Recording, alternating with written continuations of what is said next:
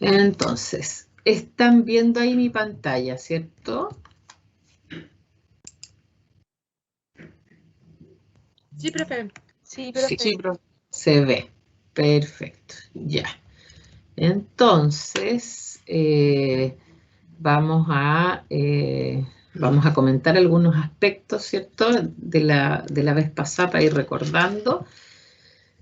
La vez pasada ya nos metimos en el tema, ¿cierto? Final, que era de la parte teórica, que era la teoría del apego como una base para la psicoterapia, ¿cierto? Los procesos psicoterapéuticos. Y estuvimos comentando, ¿cierto?, que la teoría del apego nos permite, al ser justamente una propuesta que muchos autores señalan que es una teoría de la regulación del afecto, ¿no?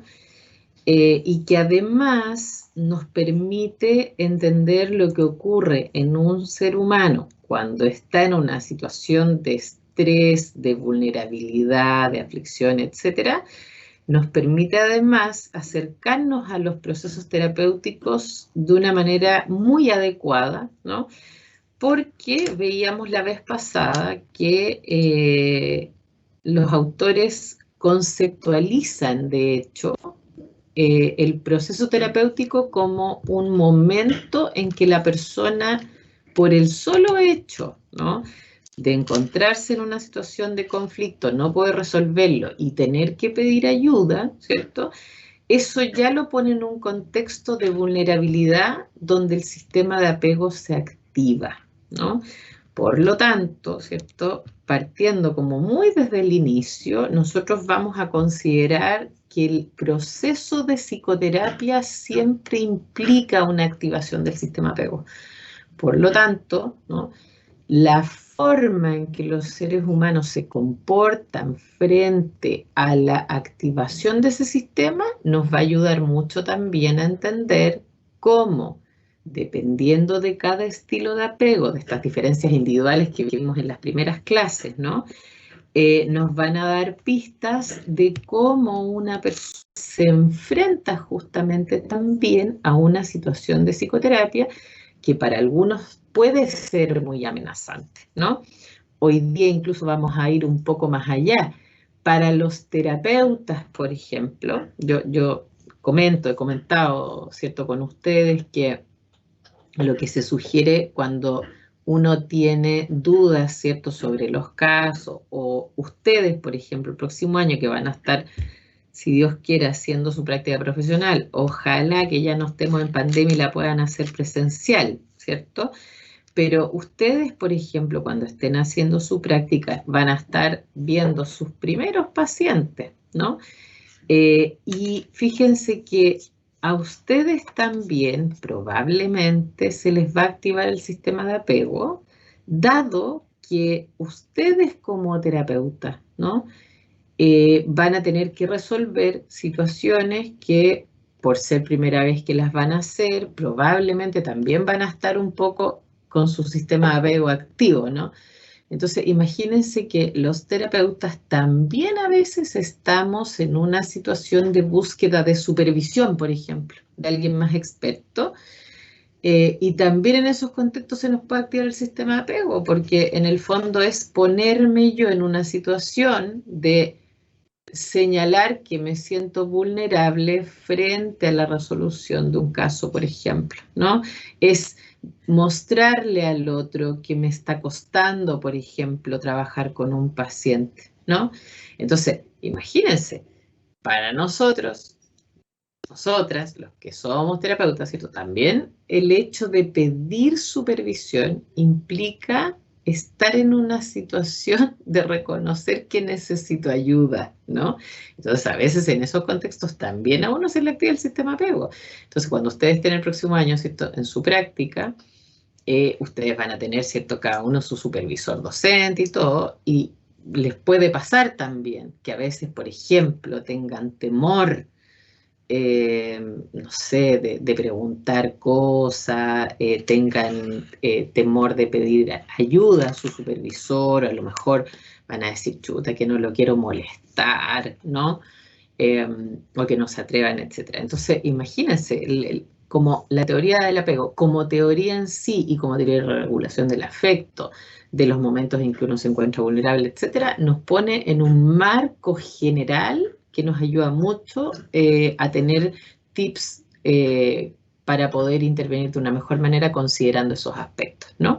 De hecho, nosotros la vez pasada veíamos que esto puede ser utilizado como una base teórica independiente de que ustedes el día de mañana puedan incluso tener otros estilos teóricos, ¿no? Porque se ha visto que esto es algo que nos afecta a todos los seres humanos, entonces es una base inicial para poder, ¿cierto?, partir en el trabajo con los pacientes, ¿no? Entonces vimos ahí la vez pasada que nosotros lo que deberíamos hacer es permitirle al paciente, ¿cierto?, lo mismo que una cuidadora, que un cuidador, permitirle, ¿cierto?, salir a explorar, pero también ser un refugio seguro en la medida que el paciente se sienta afligido, ¿cierto? Y entonces ahí pueda volver a tener la opción de tener un espacio en la consulta de contención, ¿cierto?, de apoyo, etcétera. Y que la misión principal en el fondo es poder revisar los modelos operantes internos, que son estas representaciones, ¿no? Estos esquemas que nosotros tenemos en la mente, que tenemos esquemas de nosotros mismos y de las figuras de apego más importantes, ¿cierto? Y que son las que a nosotros nos permiten, en el fondo, es como si fueran mapas, ¿no? Mapas, pero en las relaciones interpersonales, en que nosotros de esa manera podemos enfrentar las relaciones interpersonales, dependiendo cómo nos valoramos a nosotros mismos y cómo valoramos a los demás, en términos de si van a estar apoyándonos, de si van a responder o de si no van a responder, ¿no?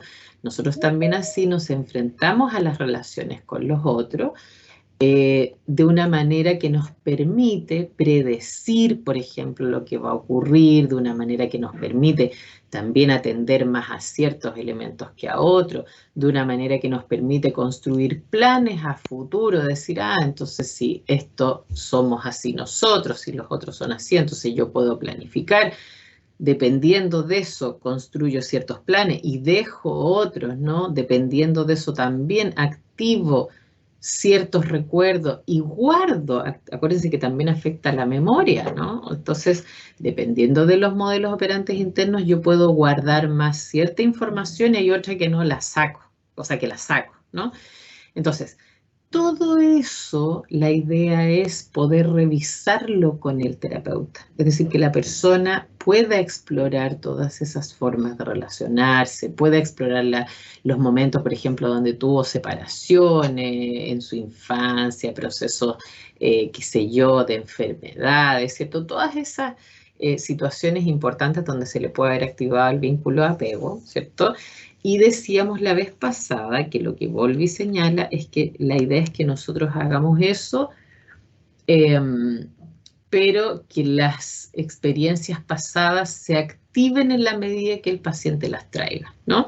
No es hacer un recorrido por la historia del paciente en general, sino que es en la medida que el paciente vaya activando ciertos recuerdos, por ejemplo, dolorosos, entonces ahí los vamos recuperando, no solo por hacer un recuento de sucesos, ¿no? Sino que los que el paciente trae a colación, porque probablemente esos son los realmente importantes, ¿no?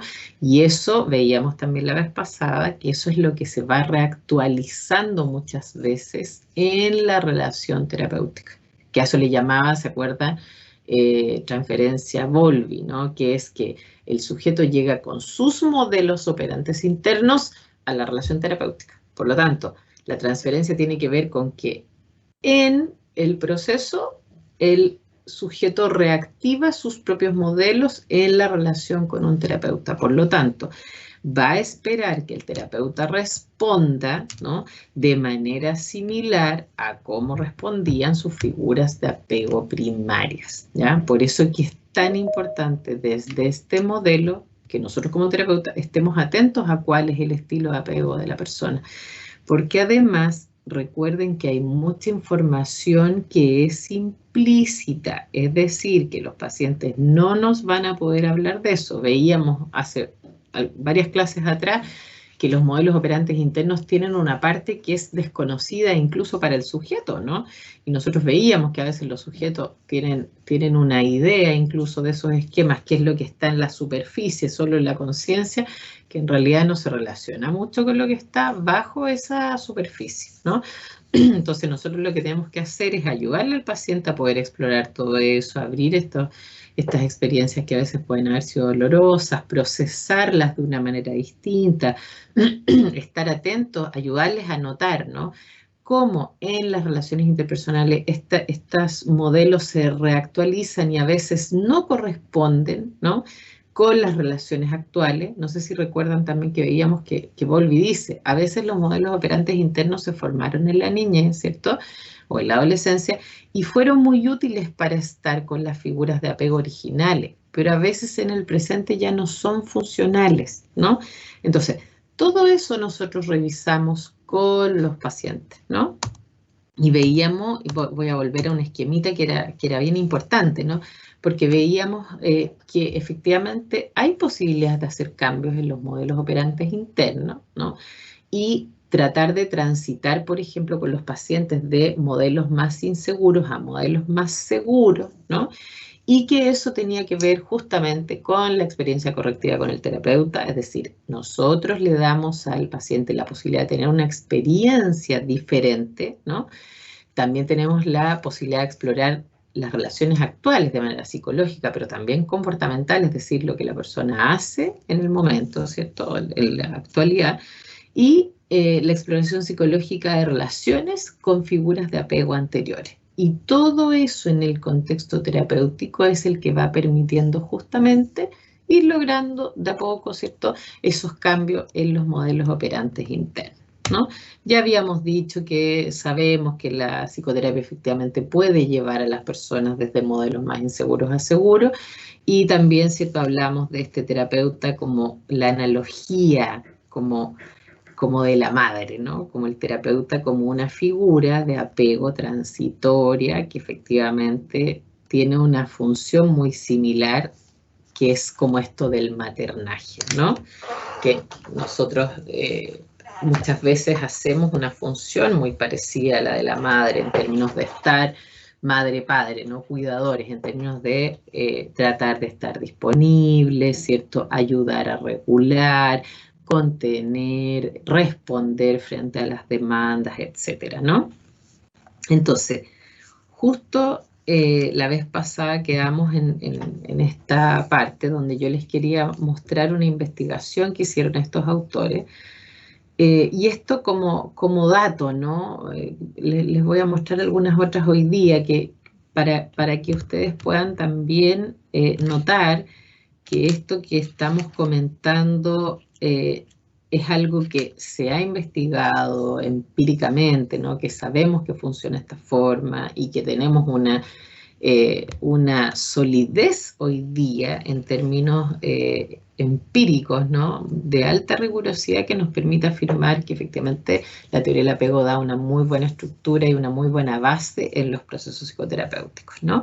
Estos autores estudiaron a 105 adultos en terapia por al menos 6 meses. Y tal vez aquí, chiquillos, chiquillas, hay otro elemento que puede ser importante, ¿no? En general, las investigaciones que trabajan con la teoría del apego como su base no suelen ser intervenciones tan breves, ¿ya? Porque efectivamente el sistema de apego, la idea, ¿cierto?, es que se va trabajando de una manera bastante lenta, y claro, para poder ver cambios importantes no suelen ser procesos de 1 o 2 meses, ¿ya? Aquí lo que vieron ellos es que el terapeuta puntuó más alto en aspectos de más fortaleza, sabiduría y disponibilidad, sensibilidad que la figura de apego primaria, ¿ya? Y esto es un elemento bien importante. Nosotros podemos ver, los que trabajamos en esto, ¿cierto?, que muchas veces, por distintas razones, ¿cierto?, a los pacientes les pasa que no siempre esa figura pudo haber estado disponible, ¿no? No siempre esa figura, por ejemplo, pudo haber sido capaz de detectar las señales, que era esto que hablábamos al inicio, ¿no? Que es la sensibilidad, esta respuesta sensible, esto de poder identificar que a la guagua, ¿no? Al hijo, hija, le pasa algo para luego poder decir, ah, esto es lo que le está pasando de una manera correcta, ¿no? Y en función de eso poder responder de una manera rápida, dependiendo de la edad, ¿cierto? Pero además adecuada, es decir, que yo dé una buena respuesta, ¿no? Fíjense que todo eso pasaba que los terapeutas puntuaban más alto en los cuestionarios cuando las personas les preguntaban, ¿no? Por esos aspectos, más que la figura de apego primaria, es decir, que las personas consideraban, ¿no? Que los terapeutas tenían más fortaleza y sabiduría y que estaban más disponibles y sensibles que sus propias figuras, ¿no? Y miren que es una conclusión de ese estudio, ¿no? Los clientes ven al terapeuta como proveedor de seguridad y creen incluso que es más fuerte, más sabio, más disponible y sensible que su figura de apego primario, ¿no? Y aquí, claro, ocurre entonces, ¿no? Que muchas veces los pacientes pueden preferir, ¿no? Acudir, y eso aparecía también en esa investigación, que prefieren acudir al terapeuta, por ejemplo, cuando tienen una situación de angustia, de necesidad, y no a sus propias figuras de apego primarias, ¿no? Entonces, esto es muy interesante porque en el fondo también para nosotros, ¿no? Nos da la tranquilidad en el fondo de lo que nosotros podemos hacer como terapeutas por una persona es muchísimo, ¿no? Mucho, mucho, y es importante porque efectivamente hay situaciones, ¿no? Por mil razones, ustedes han dicho algunas, si uno le tocó, ¿no? Que tuvo o que tiene un cuidador que tiene psicopatología, por ejemplo, y eso lo hace estar poco disponible, o un cuidador que a su vez, ¿no? En su propia historia también le pasó que no tuvo figuras disponibles, etcétera, efectivamente puede tener más dificultades, ¿no? Para entregar eso. Bueno, pero tenemos la suerte de que eso a lo mejor lo pueda encontrar esa persona en un proceso terapéutico. Y eso es fantástico, porque en el fondo, pucha, a lo mejor a veces, ¿no? Los progenitores hacen todo lo mejor que pueden, ¿no? El proceso de la crianza. Pero bueno, somos humanos y a nosotros también nos puede haber tocado dificultades en nuestro propio proceso, ¿no? De vinculación con nuestros cuidadores. La experiencia de una relación terapéutica positiva tiene un efecto transformador en las representaciones mentales del paciente, del yo y los otros, es decir, en los MOI, ¿ya? Eso también ya está documentado, ya lo sabemos, ¿cierto?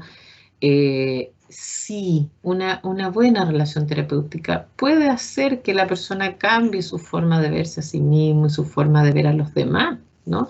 Y eso de una manera muy importante, ¿por qué? Porque fíjense que dependiendo de también cómo yo me veo a mí misma, ¿no? Yo también actúo de una cierta forma. Y eso hace que los otros también respondan de una cierta forma, ¿no? Entonces, por ejemplo, lo que le termina ocurriendo a veces a las personas muy temerosas, por ejemplo, ¿no? Eh, que todo les da susto, que todo les angustia, entonces suelen verse como personas muchas veces que se ven más retraídas, que no participan o que no entablan una conversación, una interacción con un otro, y entonces los otros desde fuera efectivamente a lo mejor pueden responder menos, ¿no? Y la persona más temor tiene porque tiene la sensación de que los otros no lo toman en cuenta, ¿no? Pero no es eso, lo que pasa es que los otros también responden en función de lo que yo explicito y hago y cómo me comporto, ¿no? Imagínense al revés, si lo ponen en los niños, por ejemplo, ¿no? Un niño que va seguro, que va tranquilo, que cuando hay que preguntar, pregunta, que cuando hay que hacer algo se ofrece, que es más cariñoso, por ejemplo, ¿no? Probablemente los otros también va a encontrar una respuesta similar sea, va a encontrar que los otros van a querer estar con él, que lo van a pedir, ¿no? Para que participe, que lo van a atender si lo ven mal. Entonces, los otros también van a responder a esa seguridad de ese pequeñito, pequeñito. Entonces, ojo, porque esta relación terapéutica, ¿no? Puede hacer que las personas cambien esos MOI que tienen, los modelos operantes internos, tanto de sí mismo como de los demás, ¿no? Si el paciente llega de un escenario donde efectivamente ha sido rechazado, ¿cierto? O ha sido tratado de manera injusta y el terapeuta en verdad lo que hace solamente, ¿no? Es estar disponible, tratarlo de manera justa, no rechazarlo, etcétera. Entonces, en esa medida va cambiando la sensación, ¿no? De las figuras de los otros, ¿no? Ah, chuta, los otros sí, parece que hay algunos que pueden estar, y también las del yo, porque entonces esa persona también va sintiéndose más valiosa, más importante, ¿no? Más tomada en cuenta, etcétera, ¿no? A mí, yo siempre cuento, ¿no? Me pasa que muchos pacientes al principio, sobre todo, son muy reticentes y algunos comentan después, ¿no? Dicen, chuta, y yo no sé, Lumene, ¿cómo me aguantaste ese primer periodo? No sé si se acuerdan de esa chica que yo les contaba que al inicio eh, como que postergaba me dejaba plantar, ¿no? Muchas sesiones. Entonces me decía, ay, no, Luzmen, es que justo no me di cuenta, y me acabo de dar cuenta el mismo día, ¿no? 1 hora, 2 horas antes de la sesión, que justo tenía una capacitación y ya tú sabes, pues la pega es lo más importante, así que no puedo, no sé qué. Entonces, esa misma chica que ya después en el tiempo fue cambiando, ¿no?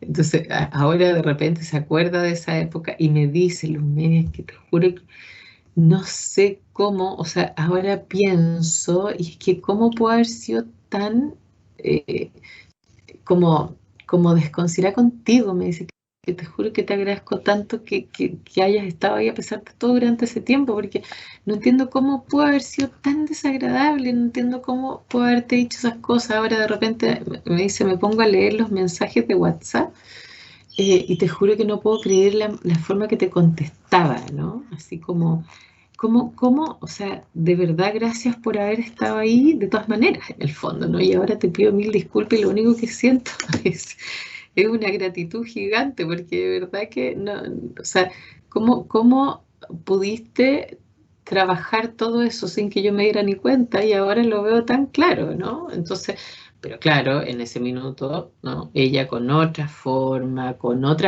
de ver a los demás, ¿se fijan? Entonces, la experiencia de esta posibilidad de estar con un otro en una relación realmente positiva, de verdad que puede transformarlos muy, ¿no? Eso para que ustedes sepan. Profesora, ¿Sí? una consulta cortita. Sí. Lo que pasa es que yo tengo un amigo cuya situación, al menos para mí, es un poco como incierta porque la verdad es que yo no sé qué opinar y responder con respecto a una situación. Resulta que este amigo estuvo tratándose esto, estuvo en una terapia para solucionar problemas de apego que tenía Ya, él. eh, y resulta que terminó su terapia, lo dieron de alta. Pero el ya, problema es que tiempo después él me cuenta que siguió en contacto con su psicóloga. ya, Me dice que tiempo después de contarme eso, me dice que son amigos. Y yo ahí ya. realmente no supe qué responder ni tampoco sé qué tan perjudicial. No sé cómo, no sé, hablarlo con él o decirle, oye, sabes que en realidad esto no pasa, no hay un tiempo de enfriamiento, no. O al menos es lo que nos enseñaron a nosotros. No sé cómo lo verá usted Mm, desde su perspectiva y cómo podría perjudicar eso también a la terapia, porque supongo mm. que habrá algo ahí también, una explicación de por qué no. Sí, claro que sí. Pucha, ahí entran distintas variables, ¿no?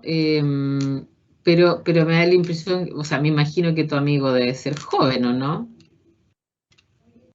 Sí, es de mi edad. Ya, claro. A ver, primero, no es aconsejable eso que tú dices, ¿no?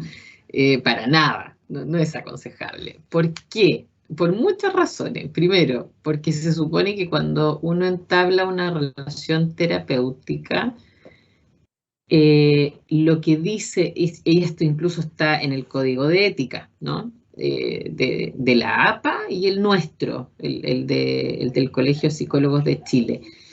Se supone que uno no puede tener relaciones duales con los pacientes. ¿Cuáles son las relaciones duales?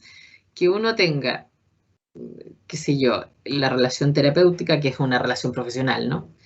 Y además otra, que en este caso sería de amistad. Ahora, en el caso que tú señalas, uno podría decir, pucha, claro, pero es que ella no está en terapia, ¿no? Ya, pero si él es joven, ¿cierto? De la edad de ustedes, imagínense ya que él haya encontrado que fue un buen proceso terapéutico, por ejemplo, ¿ya?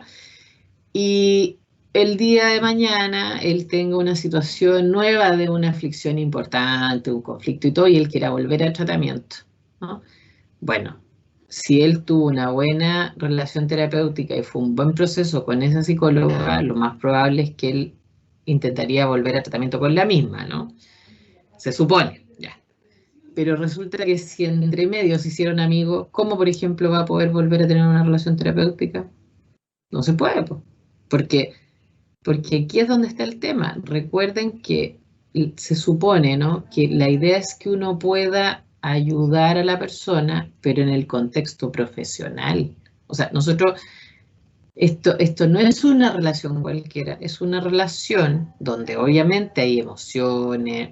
Y les digo, o sea, cuando uno trabaja mucho tiempo con un paciente, por supuesto que uno después le tiene cariño al paciente, pues eso es normal, pues somos humanos, se fijan, y es una relación de alta intimidad más encima. Ya, pero una cosa es esa y otra es que ese paciente pase a formar parte de la cotidianidad social nuestra. Eso es otra cosa, ¿no? Yo al menos no estoy de acuerdo con eso, ¿no? Y además sería sumamente complejo, por ejemplo, si esa persona después, no sé, a los 3 años después dice, oh, chuta, sabes que estoy mal de nuevo, tuve un problema importante y quiero volver. ¿Cómo vuelve? Si ahora son amigos, amigas, ¿no? Porque ahí entonces tienen otro tipo de vínculo, ya no es lo mismo que antes, ¿no? Entonces, la sugerencia ahí, ¿no?, es tratar de mantener en el fondo la relación contextualizada como una relación profesional. Y eso no significa, ojo, que a veces, por ejemplo, los pacientes no le cuenten a uno cosas importantes. Yo además, ustedes ya saben, yo trabajo en general periodos no breves con los pacientes, en general, ¿no? Yo creo que el mínimo será 6 meses y claro, cuando son cosas muy puntuales a veces menos tiempo, ¿no? Pero cuando son problemas más o menos importantes o cuando están complicados con este tipo de temas de las relaciones interpersonales y todo en general es harto tiempo. Entonces a mí me pasa mucho, por ejemplo, que los pacientes después a veces me escriben, pero me escriben para contarme cosas puntuales. No sé, por ejemplo, eh, alguno que se casó entre medio, por ejemplo, y me escribe para contarme que su señora está esperando guagua, por ejemplo, que está muy contento, ¿no? Entonces, como yo me transformé en alguien que viene a ser una figura de apego transitoria, pero que fue muy importante en ese periodo, entonces después quedan con esa sensación de que hay cosas que las quieren compartir conmigo. Se fijan, independiente que tengan su propia mamá, su papá, etcétera, ¿no? Entonces, a veces me escriben para contarme ese tipo de cosas, o, por ejemplo, uno que trabajé con uno, que sé yo, que le costó sacar su carrera. Entonces, después me escriben, por ejemplo, que ya se titularon, muy contentos, ¿no? Y me cuentan los medios, ¿sabes qué? Mira, me titulé, estoy muy feliz, qué sé yo. U otros que dicen, oye, no sé, pues yo trabajé con ellos cuando más jóvenes y de repente me dicen, Luzmenia, te cuento, me voy a casar, gracias, ¿no? Porque la otra vez me acuerdo, una chica me mandó un video pequeñito, ¿no?, de su matrimonio, entonces me dice, Luzmenia, muchas gracias, porque en el fondo, si no hubiese sido por el trabajo contigo, creo que esto no hubiera ocurrido, te lo agradezco. No sé. Y claro, uno podría decir, chuta, pero ya no está en proceso. No, pero en el fondo me está mandando un mensaje, me está contando algo importante, ¿se fijan? Pero queda contextualizado ahí. No es que yo después vaya a ir a tomar un café con esa persona, ¿se entiende? Aunque a veces por pega también de repente me pillo personas, porque yo, bueno, yo atiendo a harto psicólogo, por ejemplo, de repente me toca estar en reuniones o hago una capacitación, por ejemplo, y veo que entre los asistentes está alguien que fue paciente mío, ¿no? Bueno, yo en general soy muy cautelosa, o sea, y muy reservada, ¿no? Entonces nadie sabe, por supuesto, a quiénes atiendo yo y a quiénes no. Entonces cuando me pasan esas situaciones, por ejemplo, yo tampoco hago ni digo nada, ¿no? Y si los pacientes no se acercan ellos a saludarme o lo que sea, yo me hago aquí nadie tiene idea, ¿no? Así como no conozco a esta persona, salvo que me dé cuenta que la persona va a cierto y no tiene problema en saber, bueno, además que podrían ser exalumnos, pero imagínense yo los años que tengo. Pero en general no pasa a ser un vínculo de amistad, ¿se fijan? Y yo nunca sugiero que eso ocurra, nunca, en general, digamos. O sea, yo creo que uno debe mantener en el fondo o debe tratar lo más posible de mantener los roles claros. O sea, si uno tuvo un paciente que estuvo en psicoterapia, efectivamente, a veces uno después tiene cercanía con algunos, porque, no sé, yo les contaba, ¿no? Ese señor, por ejemplo, que yo lo vi, no sé, como en 3 años, tengo que haberlo visto 2 años. Claro, por ejemplo, él cada cierto tiempo me llama, así como Luzmenia, tanto tiempo, ¿estás bien? ¿Cómo está tu familia? ¿No? Oye, te cuento que yo estoy bien, qué sé yo, ya, pucha, qué bueno, quería saber nomás de ti. Ya, pero eso, ¿se entiende? O sea, yo no voy a tener una relación de amistad y efectivamente a muchos les tengo mucho cariño, ¿no? Porque imagínense, con algunos trabajo años, o sea, es imposible que no, pero es otro tipo de relación. Entonces, yo creo que cuando esos límites se cruzan, primero, éticamente es muy complicado, eso de verdad está penado, o sea, en los códigos de ética dice ahí explícitamente que uno no debe hacer eso. Y si post periodo de tratamiento eso ocurre, efectivamente la persona además va a quedar invalida para hacer un tratamiento posterior, po, que yo no voy a volver donde un amigo, po, o sea, hay todo un enredo ahí, se fijan de, chuta, no sé, yo en general no soy partidaria como de esos traspasos de límites, ¿no? Si eso además después se confunde y he escuchado de repente, ¿no? Cuestiones raras como de que, no sé, se empiecen a invitar a salir ya la cuestión para mi gusto, no, se crea en el fondo. O sea, yo creo que ahí hay una actitud muy poco profesional en el fondo, sobre todo de parte del terapeuta, ¿no? Porque, bueno, el paciente está en una condición de petición de ayuda, en el fondo. O sea, el paciente debería ser visto como alguien que uno podría abusar de su poder, ¿se fijan? Porque el paciente es el que está en una situación de vulnerabilidad mayor. Entonces, si un terapeuta hace eso, además puede, ¿no? Estar usando su propia situación de estar con un poder mayor que no corresponde. Entonces, y eso transversal a los tratamientos, o sea, el código de ética no es un código hecho para posracionalistas, para psicodinámicos, para sistémicos, para cognitivo-conductuales, es un código de ética genérico, en el fondo, o sea, que todos deberíamos respetar y tratar de cuidar lo más posible, como mantener las relaciones profesionales en el contexto profesional. Y no mezclar, ¿no? Ahora, yo imagino que puede haber algunos modelos que sean más dados como a tener menos cuidado con ese tipo de cosas, pero al menos yo, y por eso digo, o sea, aquí hay un tema que si ustedes me lo preguntan, yo les estoy diciendo que tiene que ver más con lo teórico, con lo ético que está demostrado, y además con una aprensión personal en el fondo también, en que al menos yo no trabajo de esa manera, ¿no? Así que eso, bueno, hay que tener cuidado y pues hay que preguntar bien cuando uno va a terapia, ¿cierto? ¿Dónde ir? ¿Con quién? Y bueno, ustedes saben, pues de todo ahí en la viña del Señor, si aquí, así como hay médicos muy buenos, bueno, más o menos, malos, ¿no?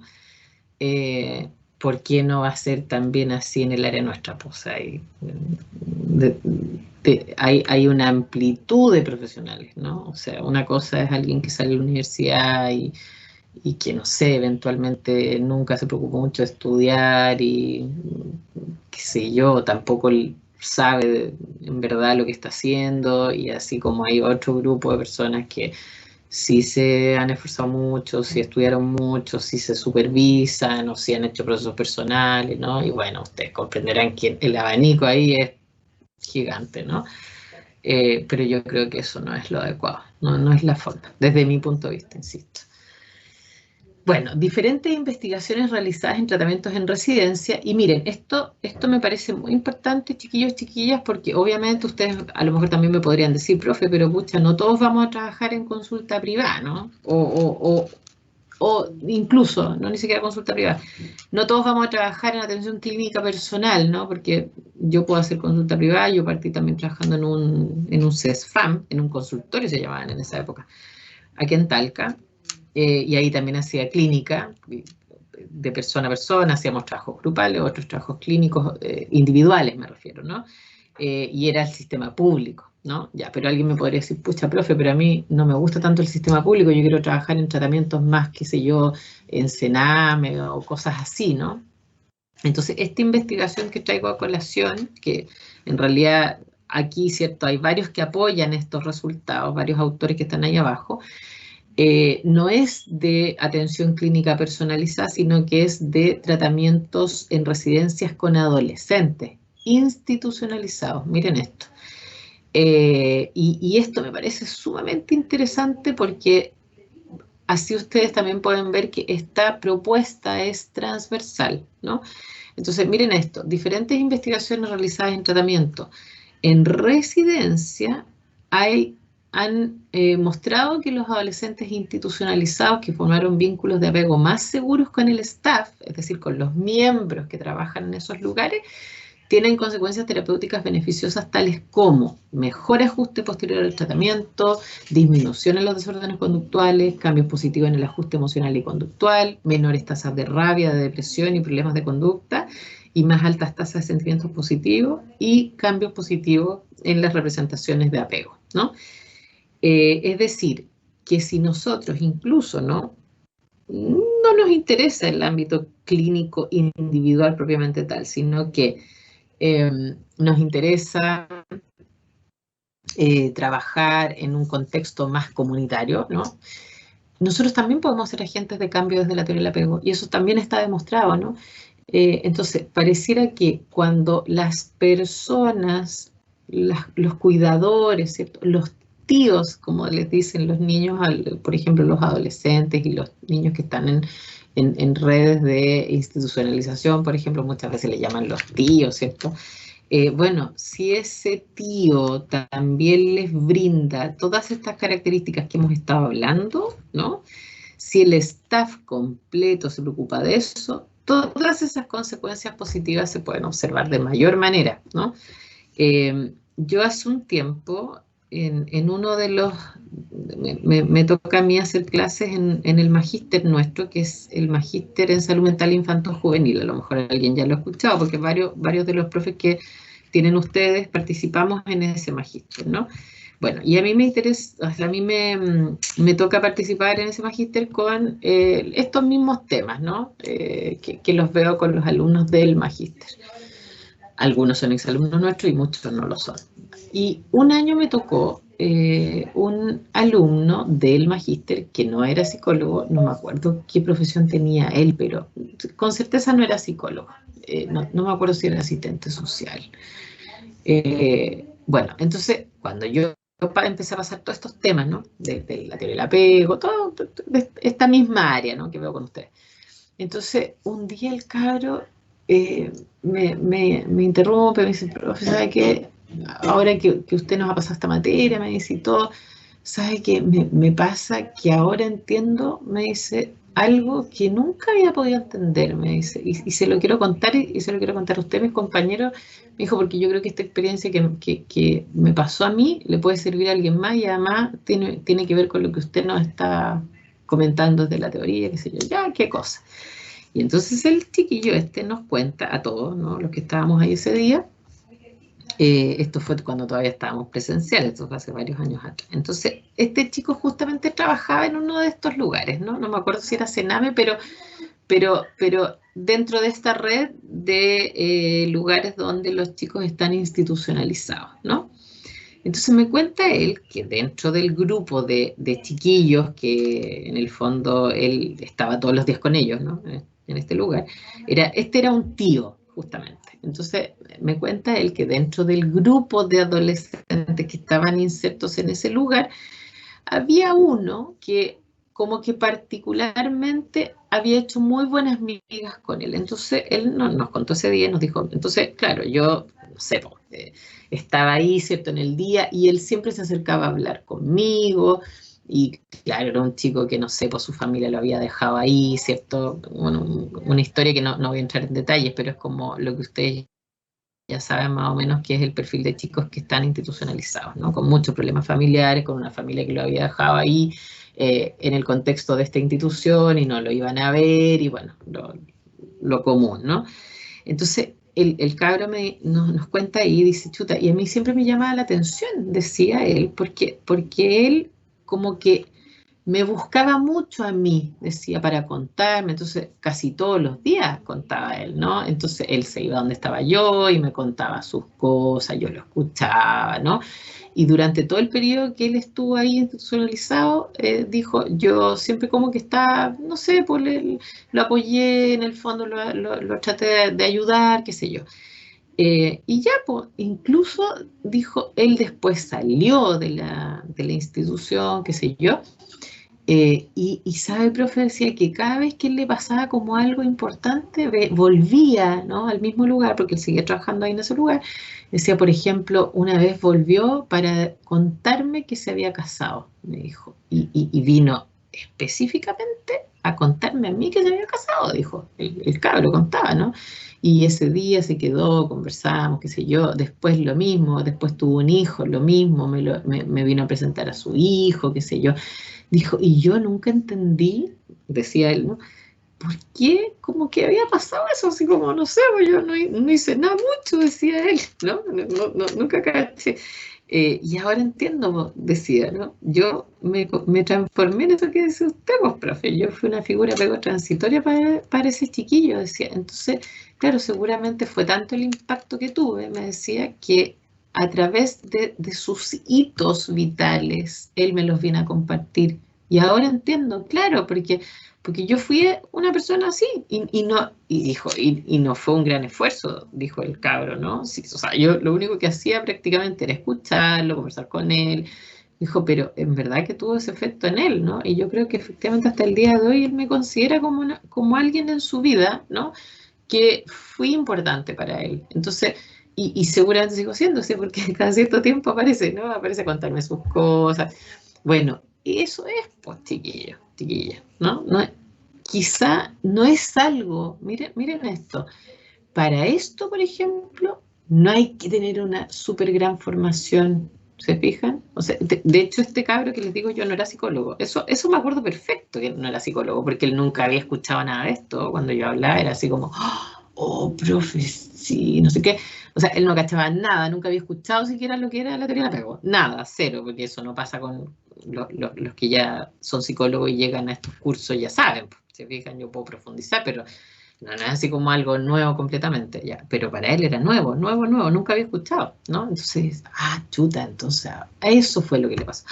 Eso fue lo que yo le entregué a él, ¿no? Este refugio seguro, esta base segura, chuta, ya, sí, eso fue, ¿no?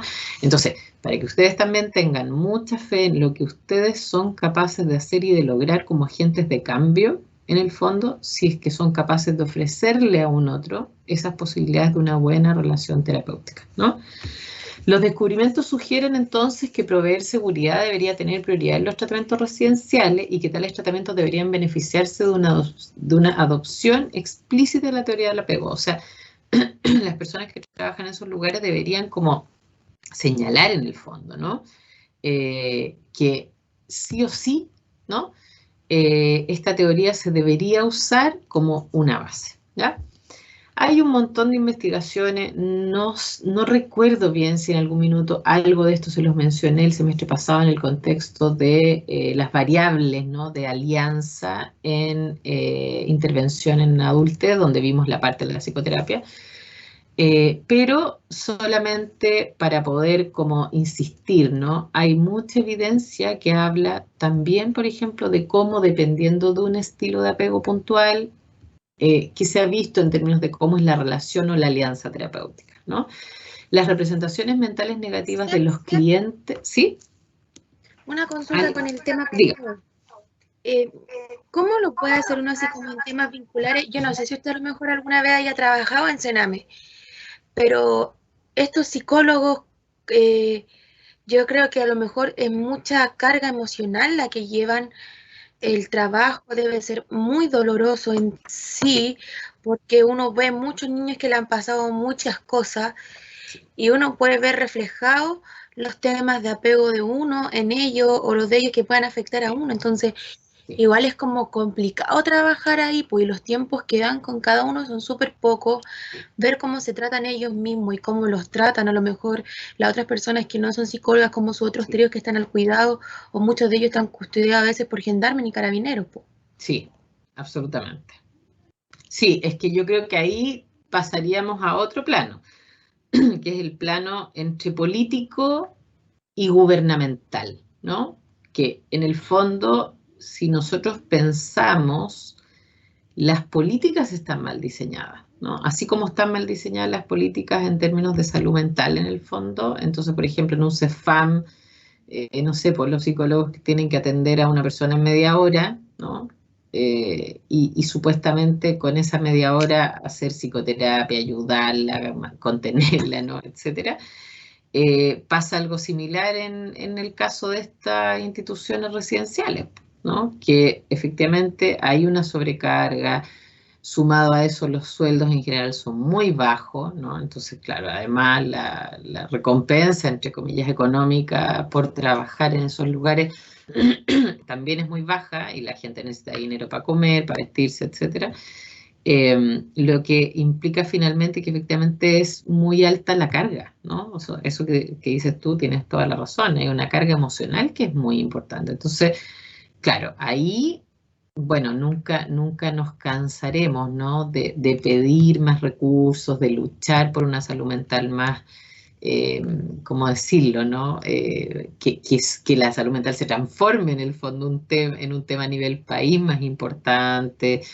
En ese camino yo creo que muchas personas han estado, pero lo que pasa es que comparado con otros países, no sé, Estados Unidos, por ejemplo, tenemos diferencias abismantes en términos de los recursos que el gobierno destina, ¿no? A la parte de salud mental. Entonces, imagínense todo lo que ha pasado últimamente con los chicos del Sename, que han surgido, ¿no? Muchas situaciones de una denigración total en el fondo, ¿no? Y aún así eso está en proceso. Entonces, por supuesto que ahí hay un camino largo, ¿no? En términos de poder como recuperar eso, o sea, lograr que efectivamente las políticas del gobierno estén acorde a las necesidades, que son muchas más de las que desde las cúpulas, ¿no? Donde se crean las leyes, los sistemas, donde se como destinan, ¿no? Los recursos. Claro que estamos a años luz de poder hacer un buen trabajo, ¿no? Pero también dentro de ese contexto, a pesar de todo esto, ¿no? Una persona podría funcionar como una base segura, un refugio para un grupo de esos chicos, chicas que están ahí, ¿no? Aquí piensen esto, pasa lo mismo, por ejemplo, con, no sé, pues, con los psiquiatras que trabajan en atención pública, lo mismo, ¿no? En las instancias, en las unidades de psiquiatría. Claro, son pocos ellos, son hartos pacientes, los pacientes van turnándose, pero muchas veces, dependiendo de cómo es ese médico, ese psiquiatra, puede transformarse también mientras la persona está en esa unidad de corta estadía en psiquiatría, en alguien que hace un cambio, ¿se fijan? Entonces, claro, yo creo que hay una mezcla, hay una parte de la pregunta que yo no puedo contestar porque en el fondo depende de esta organización macro del país, ¿no? Pero hay otra parte de la pregunta que tiene que ver más con la organización micro, en que efectivamente los que están ahí formando parte pueden mejorar esos aspectos, pueden ser de más ayuda, Miren, la otra vez me pasó en otra capacitación, esa fue una capacitación, no fue en una clase del magíster. Nos tocó capacitar a un grupo de personas que venían uy, no me voy a acordar cómo se llama eso. Es una institución que trabaja,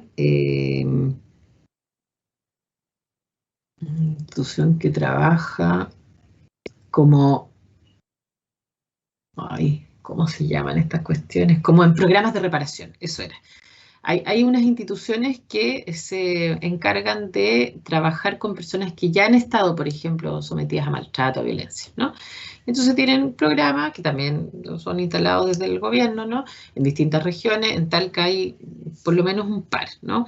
Y una de esas instituciones, que ahora no me acuerdo el nombre, pero era como un nombre mapuche, tenía convenio con el programa Buen Trato en el que nosotros teníamos acá en la universidad. Y entonces en algún minuto nos tocó hacer capacitaciones a ese grupo de terapeutas que trabajaban con estas personas. Yo era una de las que estaba en la capacitación. Estaba la Maribel Vega, que es mi colega, la que ustedes conocen, ¿cierto? La María Ignacia también creo que estaba esa vez. Bueno, a mí me tocó una parte, ¿no? Mi parte, por supuesto, fue de estos mismos temas que veo con ustedes. Y había una chica ahí que a propósito de eso mismo contó, me preguntó a mí, me dijo, profe, ¿sabe qué? Me dijo, mire, ahora que usted, lo mismo, ahora que usted habla de todo esto, sabe que me entró la duda porque yo tenía hace poco una chica, me dijo ella, dentro del grupo, ¿no?, de adolescentes con los que ella trabajaba en esto, que es un programa de reparación, ¿no? O sea, trabaja con población de alto riesgo porque son chicas que venían no de haber sido maltratadas, algunas abusadas, etc. Entonces me dice, ¿y sabe qué me pasó una vez con una chica? Que ella siempre me pedía si podía como hablar conmigo más de una vez, ¿no? Porque me decía, nosotros trabajamos, me explicó un poco la forma que trabajaban, entonces, claro, era como un estilo parecido a como uno trabaja una vez a la semana, ¿no?, con alguien. Bueno, entonces esa chica iba una vez a la semana, ¿cierto?, hablar con ella, tenía como una especie de sesión terapéutica, que tiene algunas diferencias porque, bueno, es un programa un poco distinto, pero muy parecido, ¿no? Entonces me dice ella que, claro, durante un rato largo, esa chica le pedía a ella de repente si podía ir otro día más a hablar con ella, ¿no? Entonces ella me decía, pucha, ¿sabe qué, profe? Y ahora que usted, pucha, habla todo eso, como que me entré a arrepentir, me dijo, como una cosa así, sabe que me estoy sintiendo como mal, porque yo siempre cuando ella me pedía eso, yo decía, no, pues, o sea, aquí la cuestión es una vez a la semana y punto, ¿no? Así que, pucha, no se puede, no sé qué. Pero, y la chica me decía, ¿no? Ahí cuando me preguntaba, me decía, pero ¿sabe qué, profe? Que yo podría haberle hecho un espacio, como me decía. Pero es que, claro, como que yo tenía tan metido en la cabeza, me decía que así como que, no, ese es su tiempo, ¿no? Así, nada y todo. Pero yo tenía más tiempo, o sea, yo podría haber dicho, ya, bueno, pucha, ya, no sé, que venga otro día a hablar conmigo y todo. Y siempre como que dije, no, porque en el fondo cada uno tiene su tiempo, ¿no? Entonces, claro, quizá me decía ella, ¿no? Esta es su reflexión, yo tengo la misma reflexión, así que pero les voy a contar la de ella, porque ella me lo dijo así. Y claro, me dijo, ahora que usted habla todo eso, quizá ella tenía una necesidad mayor, me decía, como de mí durante ese periodo que ella estuvo mal, que efectivamente era una chica que había tenido muchas dificultades. Me dijo, y yo en realidad no pude, no me di cuenta y no pude como abrir ese espacio, porque además ella tampoco era tanto más lo que me está pidiendo, ¿no? Entonces me dijo, pucha, y qué pena, porque si yo hubiese hecho esto antes, o sea, si este curso lo hubiese hecho antes de eso, yo lo hubiera hecho, me dijo. Y yo estoy segura que ella me lo hubiera agradecido, porque en realidad no era más que eso, era como poder ir un poco más a menudo, ¿no? Entonces, eso es, pues, se fijan que a veces sí, hay una parte que obviamente no depende de nosotros, que es macro, ¿ya? Pero hay otra parte que sí puede depender de nosotros y que a lo mejor en esa parte podemos hacer cosas importantes, podemos hacer cambios, a lo mejor no vamos a poder abarcar la población, no, po, obviamente no, po. O sea, lo que vamos a poder a lo mejor es algo puntual, ¿no? Porque además piensen ustedes que cada una de estas relaciones de alta intimidad son efectivamente emocionalmente como agotadoras un poco, ¿no? Porque porque sobre todo cuando a las personas le han pasado situaciones difíciles, dolorosas, ¿cierto? Y nos cuentan todo eso, o sea, a uno también le duele, pues, si la cuestión no es, o sea, no somos de fierro, po. O sea, si yo, no sé, pues veo a un paciente que está triste y le da pena y se pone a llorar, o sea, a mí también me da pena, pues, no, tendría que ser, no sé, tendría que sacarme una parte del cerebro para que eso no ocurriese, ¿se fijan? Entonces, claro que es agotador, entonces, pero a lo mejor también desde en la medida que uno va pudiendo integrar estos elementos a nivel teórico, también se va tranquilizando y va pudiendo abrir ese espacio, a lo mejor no para la totalidad, ¿no? Dependiendo de dónde uno trabaje y todo, pero a lo mejor para un grupo sí, pues. Y a lo mejor podemos para ese grupo, ¿no? A mí me pasaba mucho, y yo les he contado, ¿no? Con los becados de psiquiatría, por ejemplo. Porque me decían, pucha, profe, pero es que yo estoy todos los días ahí, porque claro, ellos en sus pasantías, ¿no? Cuando les toca en la unidad de psiquiatría de corta estadía, están ahí y están ahí de lunes a viernes, por varios meses. Entonces decía, profe, y pucha, ¿y a mí qué me costaba si yo estaba ahí todos los días? O sea, en el fondo, antes igual estaba todos los días, lo que pasa es que no tenía toda esta forma de pensar dentro de la cabeza.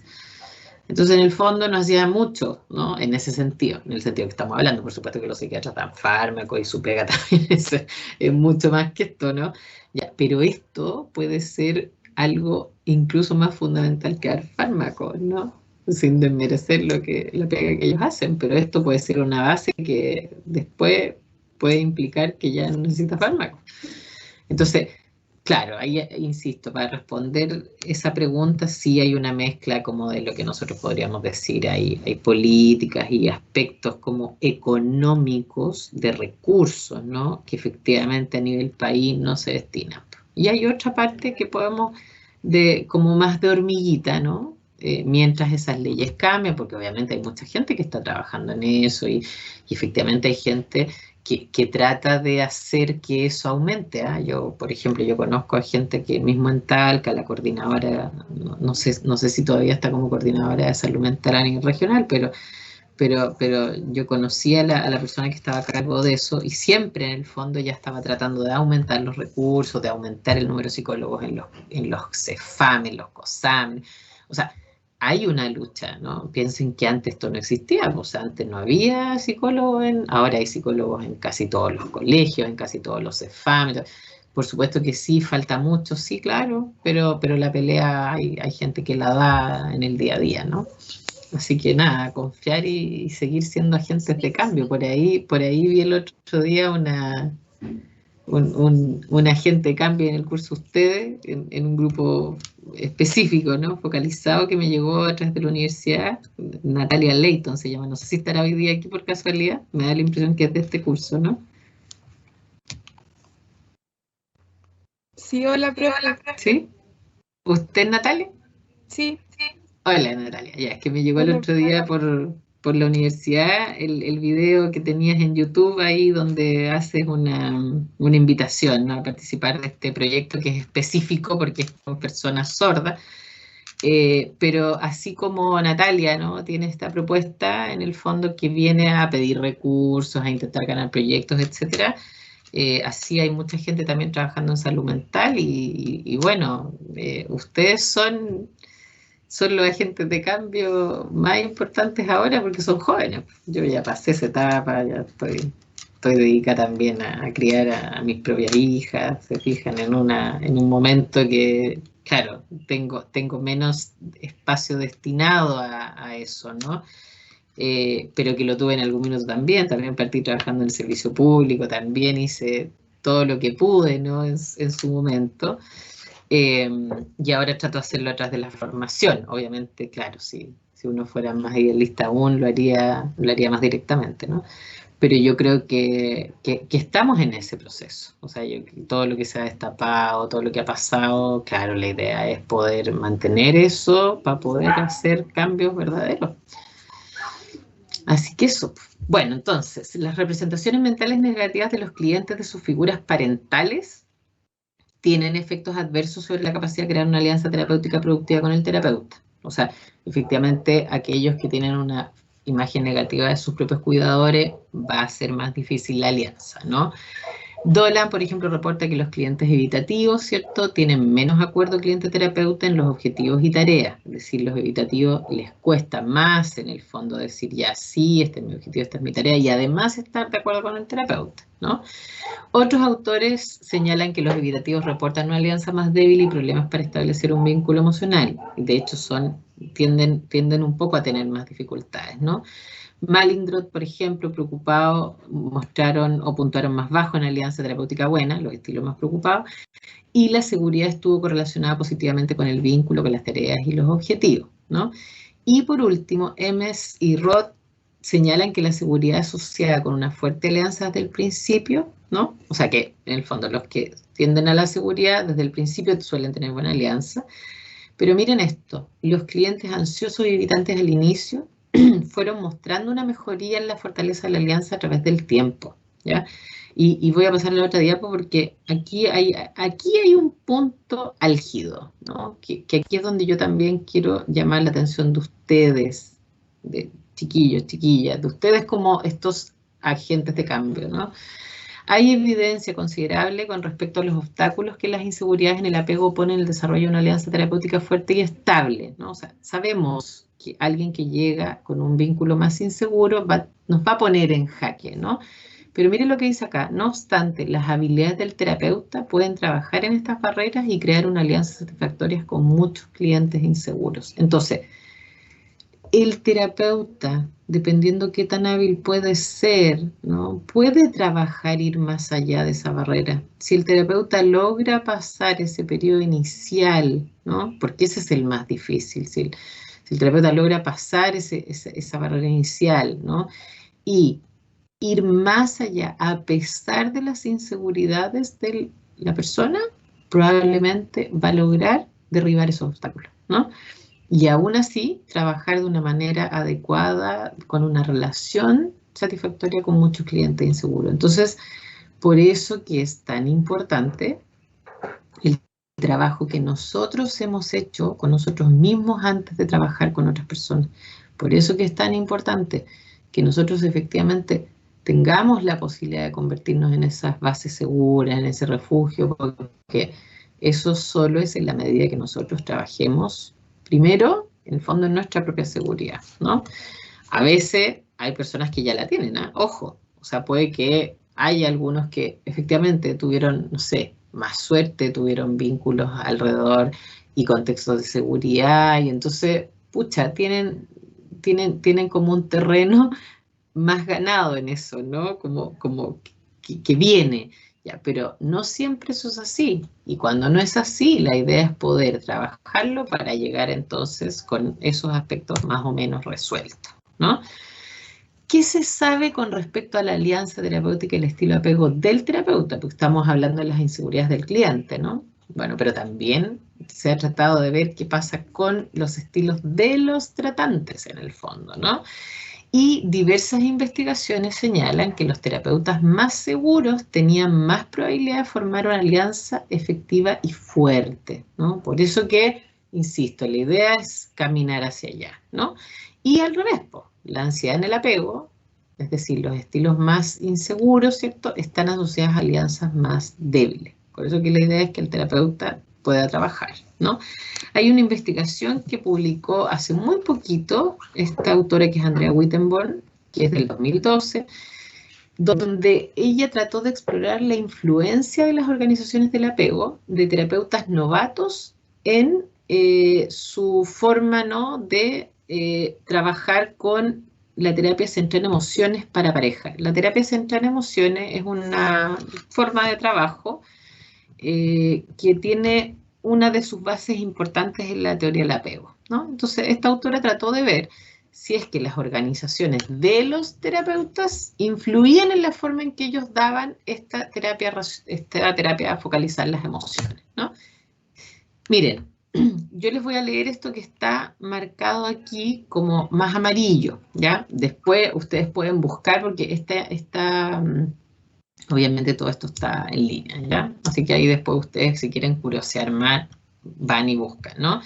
Pero miren lo que ella encontró. Ella encontró que los terapeutas seguros, ¿cierto? Cuando fueron comparados a sus pares inseguros, o sea, con terapeutas que eran más inseguros, los seguros fueron más competentes en el trabajo con las necesidades del apego, como también con las emociones abiertas y subyacentes de sus clientes, ¿ya? Es decir, que pudieron detectar y trabajar bien con las emociones que se veían, pero también con las que no estaban a vista del comportamiento, ¿no? O sea, que subyacían. Los terapeutas seguros se percibían a sí mismos como siendo más hábiles en la regulación emocional, lo cual puede haber contribuido a sus habilidades de permanecer como sintonizados, ¿no?, a las necesidades de apego de los clientes y a la expresión emocional de ellos, incluso al enfrentar la activación emocional en sesión, ¿no? O sea, es decir, que incluso en el momento así como crítico de la sesión, ¿no?, cuando el paciente está así, ¿no?, o llorando, etcétera, aún así pudieron mantenerse sintonizados, ¿no? En cambio, las parejas de terapeutas inseguros reportaron mayores rupturas en la alianza, ¿no? Entonces, aquí, ¿por qué me detengo también? Porque a mí me pasa mucho, por ejemplo, que cuando he tenido alumnos en práctica, cuando tuve alumnos en práctica por muchos años, ahora ya no estoy supervisando, me pasaba mucho, por ejemplo, yo antes algunos, no siempre lo pedía, pero a veces los alumnos hacíamos algunos trabajos de que, ya ni me acuerdo ni cómo se llama, ya, transcribían las sesiones, ¿ya? Entonces los chicos algunos grababan, ¿no?, grababan la sesión cuando estaban atendiendo y luego tipeaban la sesión completa, ¿no?, la hora de sesión, así como 25 páginas. Entonces yo después, los chicos me enviaban a mí todo eso escrito, ¿no?, todo lo que habían hablado durante la sesión, yo se los leía, ¿no?, y cuando nos juntábamos a supervisar, comentábamos lo que había pasado en la sesión. Y fíjense que me pasaba mucho a mí, por ejemplo, que cuando los pacientes, por lo que decían en los chicos ahí en la transcripción, por ejemplo, el momento más álgido, donde como que los pacientes iban a empezar a contar algo muy importante, entonces los chicos le hacían una pregunta nada que ver y como que los cambiaban de tema, ¿no? Entonces yo de repente, ya cuando juntos analizábamos eso, les preguntaba y les decía, miren, pero vamos leyendo esto, ¿no? Yo a veces se los mandaba de vuelta con comentarios a los lados, y entonces cuando llegaban a la supervisión ya habían leído incluso a veces los chicos lo que yo les había puesto, ¿no? Entonces, claro, de repente yo les decía, ya, pero miren lo que va diciendo el paciente. Y ustedes preguntaron esto, el paciente contestó esto, pero justo cuando el paciente empieza como a profundizar, ustedes le hacen esta otra pregunta. ¿Qué pasó ahí? O sea, ¿por qué cambian de tema, por ejemplo? Entonces, ay, profe, no sé. Ya, pero miren, no sé, si ustedes leen esto, ¿qué creen que les puede haber pasado? No, profe, es que me asusté, derechamente, ¿no? No, es que no me atreví a preguntar eso. Ya, pero no, que me dio miedo, porque no sé, caché que como que se iba a poner a llorar y me angustié yo, ¿no? Ya, eso es, ¿no? Eso es el fondo. O sea, debemos trabajar en eso, ¿no? Porque la persona que se siente desde un estilo de apego más seguro no le tiene miedo a las emociones negativas. ¿Se acuerdan de lo que hablábamos al principio? De este tema como los evitantes le tienen mucho miedo, por ejemplo, a las emociones, comillas, negativas. O sea, funcionan más en este falso efecto positivo. Entonces, no se sienten cómodos cuando alguien llora, ya.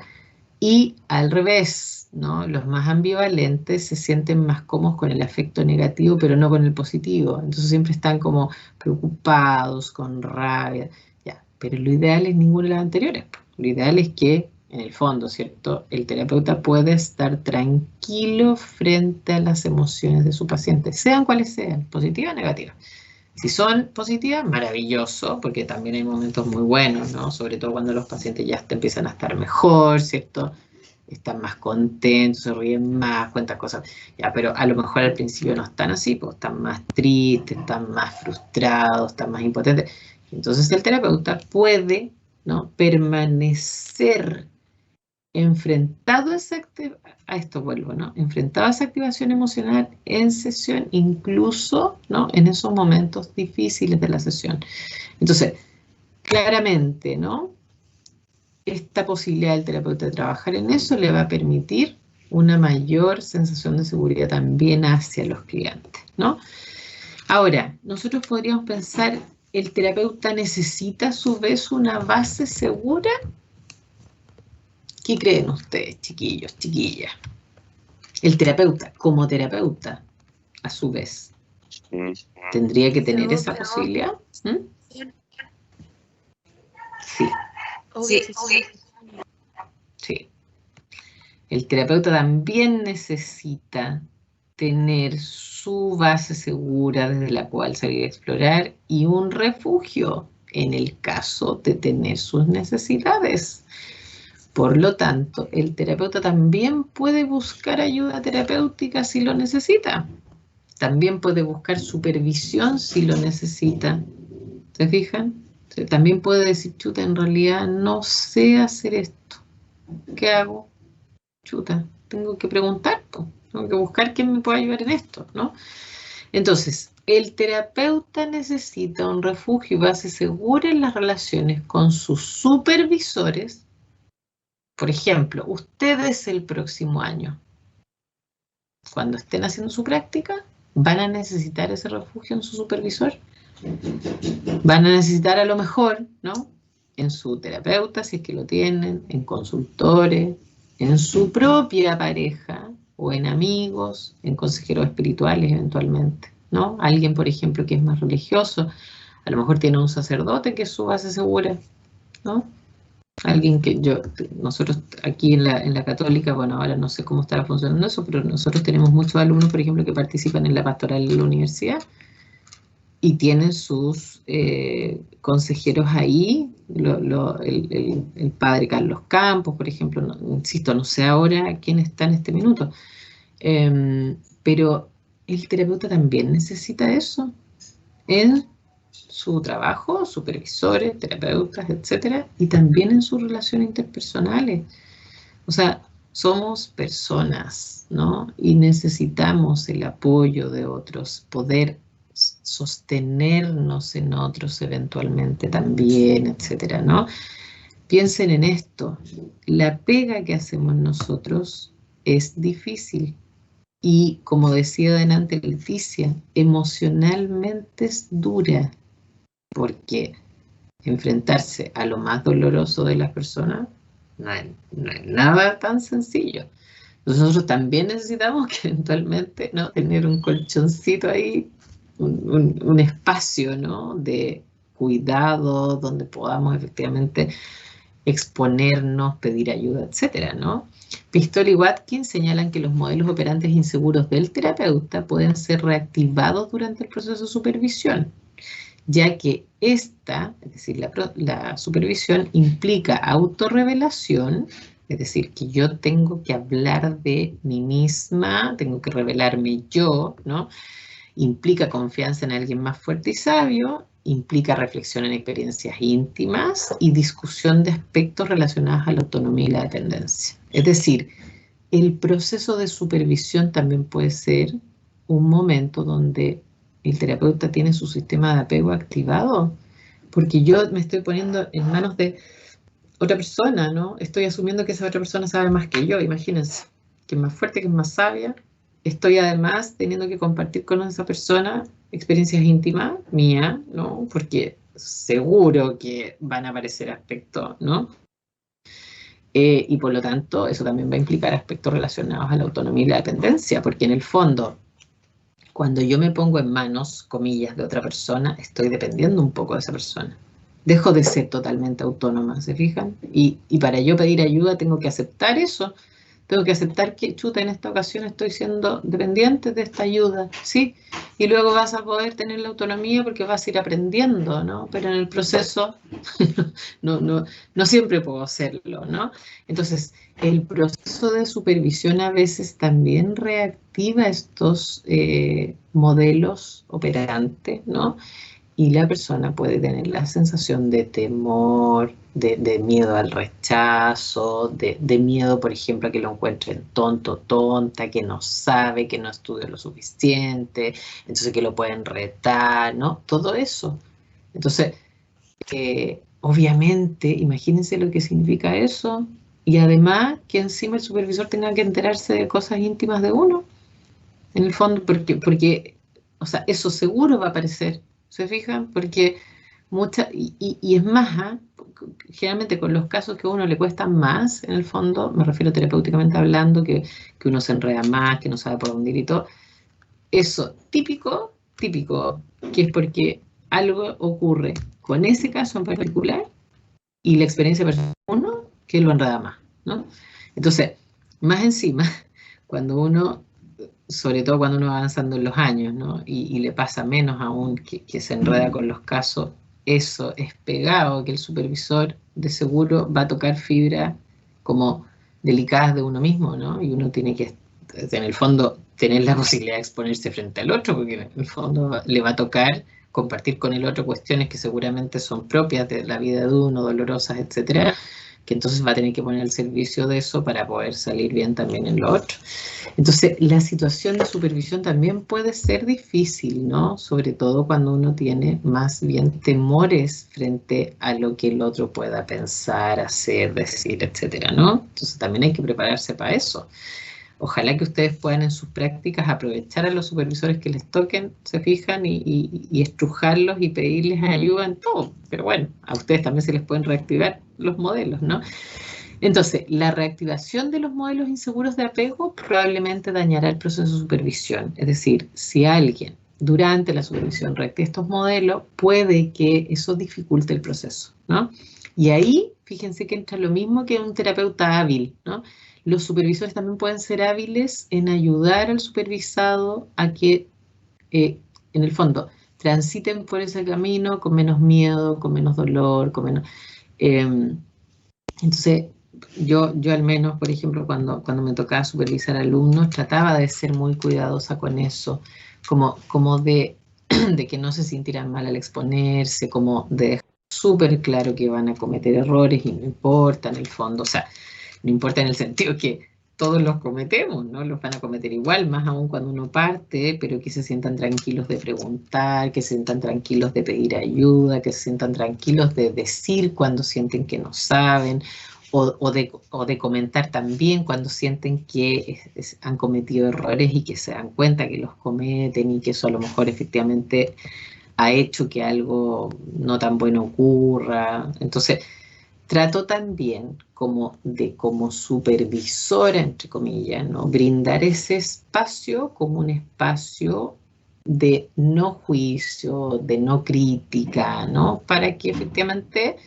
la persona se sienta más tranquila también, se fijan, se sienta validada y tranquila de que, bueno, en eso estamos, ¿no? Y obviamente cuando ustedes estén en su práctica les va a pasar, pues si imagínense que van a estar recién partiendo, o sea, eso es normal, ¿no? El sentido de seguridad del supervisor y su habilidad de proveer una base segura a los supervisados puede moderar el efecto negativo del apego inseguro del supervisado, que es un poco esto que les estoy compartiendo yo, ¿no? Es necesario que el supervisado tenga confianza en la disponibilidad, sensibilidad y responsividad del supervisor.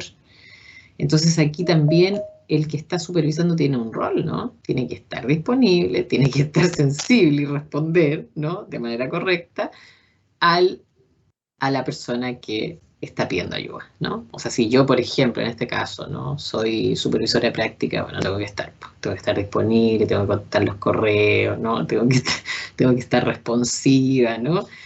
O sea, que si yo, no sé, pues tuviese a uno de ustedes de alumno en práctica, por ejemplo, y me escribe, no sé, pues, un correo el miércoles, el jueves se lo contesto, se fijan, y trato de cuidar eso, porque no es lo mismo que alguien me escriba un correo para decirme que va a postular una ayudantía, que no es urgente, que no es de vida o muerte, etcétera, que es distinto a que si yo tuviese un alumno en práctica que me dice, profesora, estoy súper preocupado con un caso, no sé qué hacer, tengo la supervisión con usted el martes, pero resulta que yo a esta persona la voy a ver el lunes y no sé bien qué voy a decir, porque de verdad que, no sé, me contó algo que no sé cómo manejar. Entonces, bueno, eso es otra cosa, ¿se fijan? Ahí es otra la respuesta, que probablemente tiene que estar disponible, ¿no? Es una cuestión difícil. Eso. Dudas, comentarios. Abro el micrófono para que comentemos lo que ustedes quieran preguntar. Hasta aquí es donde yo quería compartir con ustedes. Por supuesto que hay otras cosas en los textos, ¿cierto? Cuando veamos el caso van a salir más elementos todavía, ¿no? Pero hasta aquí me quedo yo. Sí, dígame. Yo tengo una breve duda. Que a lo Diga. mejor lo vimos así como en clases, pero no nos dimos cuenta. Yo no me di cuenta porque Perfecto. yo he leído la PAB todo eso hace tiempo. Y quería saber, porque al final de la PAB parece así como una mini, ¿cómo intervendríamos? Pero ¿cómo hay que intervenir entonces desde esta área? Esa es mi duda, porque usted dice, a lo mejor no lo vimos mucho en materia, o estuvo así como, ¿cómo lo digo? Como que se pasó, pero era como subyacente, como en el contenido de todo, nosotros íbamos a ir aprendiendo. Entonces, esa era mi duda. Ya. ¿Cómo? Sí, Hay por el final de la distintas pauta. opciones. Sí. Una posibilidad es tomarlo a nivel genérico, como lo hemos visto acá, ¿no? Como estas últimas dos clases, que fue, hoy día es lunes, ¿cierto? Hoy estoy perdida hasta en los días, ya, que fue miércoles y lunes, ¿ya? Que fueron las clases más del ámbito psicoterapéutico. Una posibilidad es proponer una intervención tomando solo esos elementos que son los que puntualizamos acá junto con el texto de Bowlby, por ejemplo, ¿no? Que es como lo clásico y la base, ¿ya? Y obviamente ahí habría objetivos generales porque obviamente puestos en el paciente X que les toque, ¿no? Porque las problemáticas de cada paciente son distintas, pero en el fondo hay estrategias comunes como el brindar la base segura, el refugio seguro, ¿cierto? El explorar los modelos. Ahora, claro, ¿cómo son los modelos operantes de este paciente, ¿no? ¿Cuáles situaciones se podrían revisar, etcétera? Ya. Esa es una posibilidad. A nivel general, como lo hemos visto acá, que todo lo que vimos de psicoterapia sirve, ¿no? Ya, otra posibilidad es, además de eso, agregar la información que aparece en los papers, ¿no? Tenemos el paper, bueno, insisto, tenemos el capítulo de Bowlby, donde aparecen estos mismos elementos, pero no los mismos porque hay otros de otras investigaciones, pero la base aparece ahí en el de Bowlby.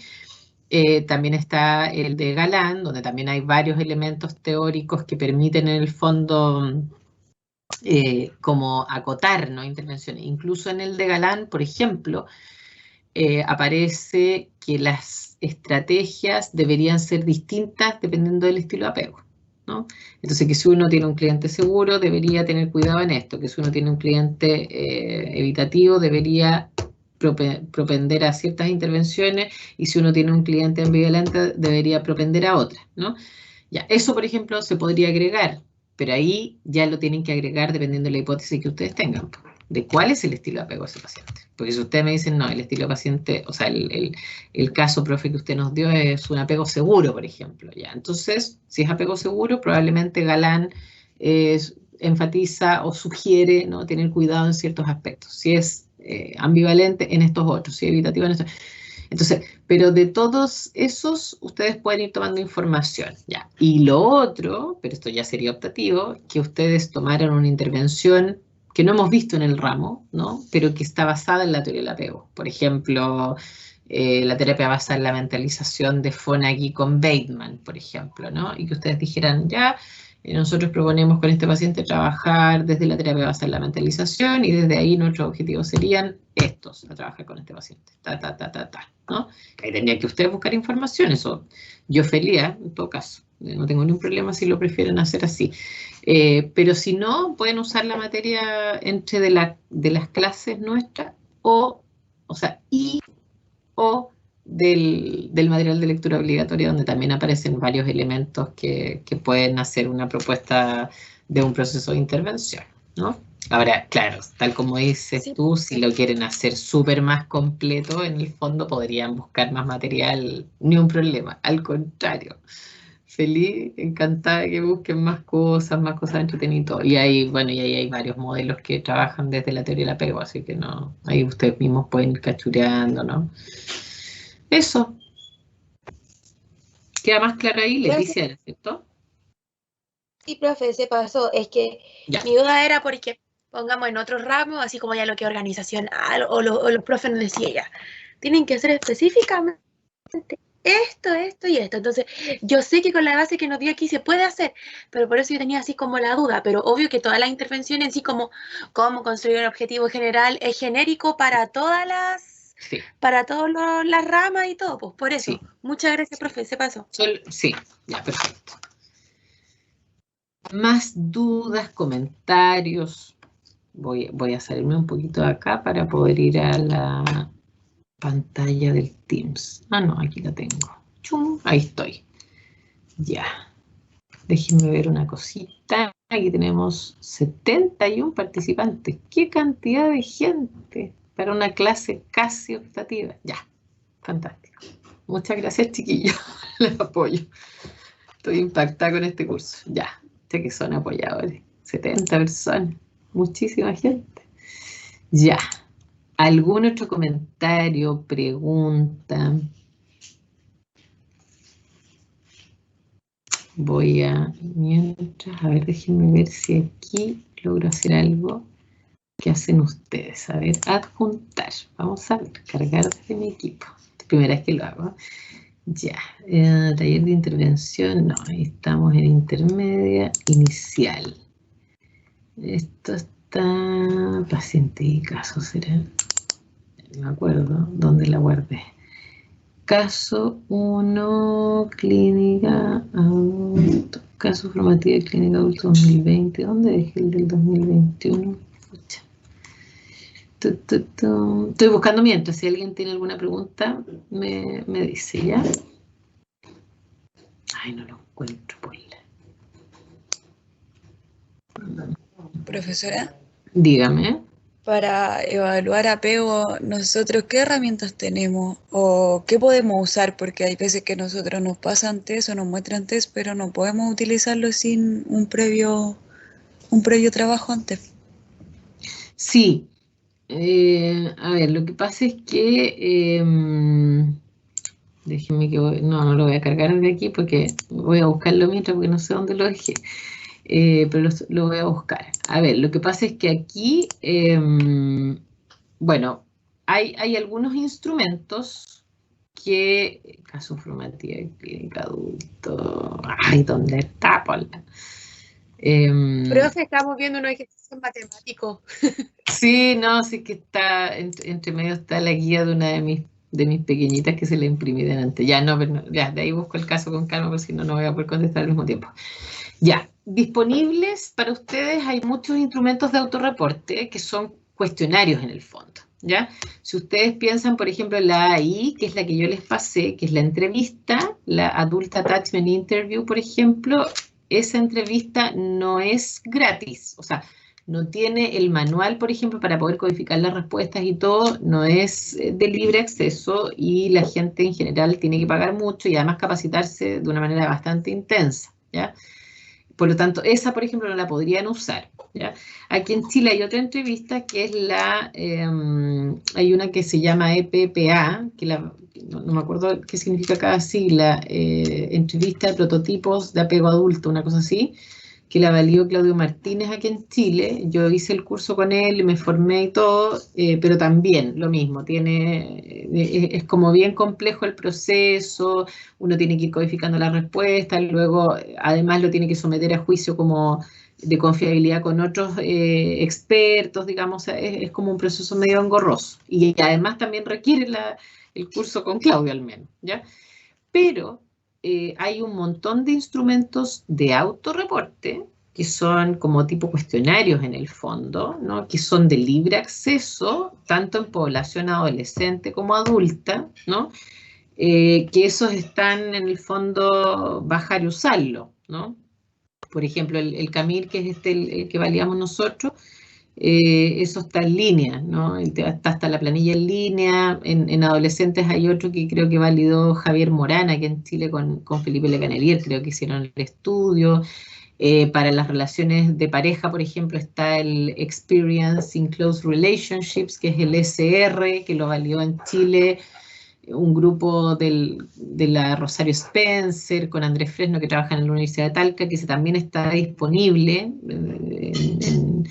Debe estar, los papers deben estar ahí en línea. Nosotros usamos ese instrumento también mucho.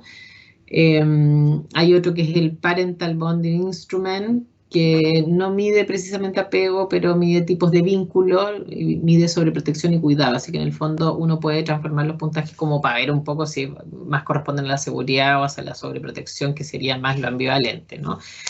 Entonces, si uno quisiera, uno puede usar ese tipo de instrumentos, que son de muy fácil aplicación, porque, no sé, el SR, por ejemplo, tiene 36 ítems, creo. El de adolescencia no recuerdo ahora de memoria, ese no lo conozco en detalle, lo he visto así a la pasada de repente mirando y buscando cosas, pero como yo no trabajo en ese rango etario, entonces no he estado muy atenta como a mirarlo, ¿no? El detalle, pero todos esos en general son de libre acceso. O sea, si alguno quisiera usarlo, por ejemplo, de ustedes, lo pueden buscar en Google, probablemente están los papers en Cielo, otros están en Easy, pero en general están de libre acceso.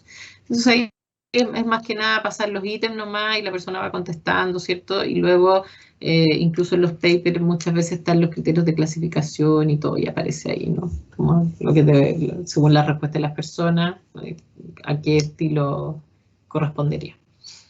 Así que eso no es mayor problema. Gracias, profe. Bueno, de nada. Ya ahora sí, mientras ustedes me hablan, busco esto ya. Ay, pero es que no entiendo por qué todos dicen 2020 si el otro día lo arreglé y aquí no me aparece. Ya va formulario. Oh, qué pesado esta cuestión. Ya. ¿Alguna otra pregunta? No hay ninguna. Voy a ir de nuevo. Capaz que lo guardé en taller de intervención intermedio. Como ando con la cabeza de loca.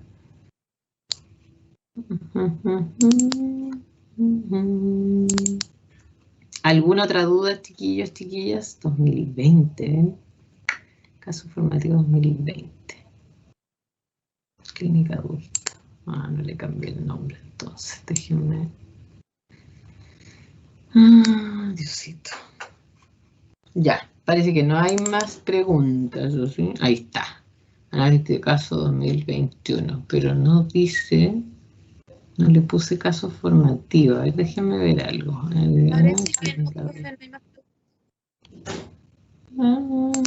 Aceptar. Déjenme ver si me lo abre. Ahí está abriendo un taller de intervención. No, porque esa es la pauta, ¿verdad? Nones. ¿Dónde estás? Ah, ya sé, a lo mejor está en PDF y por eso no me aparece acá. Análisis de caso formativo. Ya, bueno, no lo encuentro ahora. Profesora, Dígame. es que en el nombre tenía 2021, usted en donde dice al lado buscar en el taller de intervención, puede poner ¿Ya? 2021 y le van a salir todos los archivos que ¿Aquí? tengan por nombre 2021. Ahí. Sí. Clase 5, clase. Y me aparecen las puras clases. Ah, y que debería decir caso formativo, pero a lo mejor, claro, no lo guardé. Porque estuve mirando el otro día y lo otro sería que lo haya dejado en el otro. No, pero como tanto. Ya. Ya, déjenme.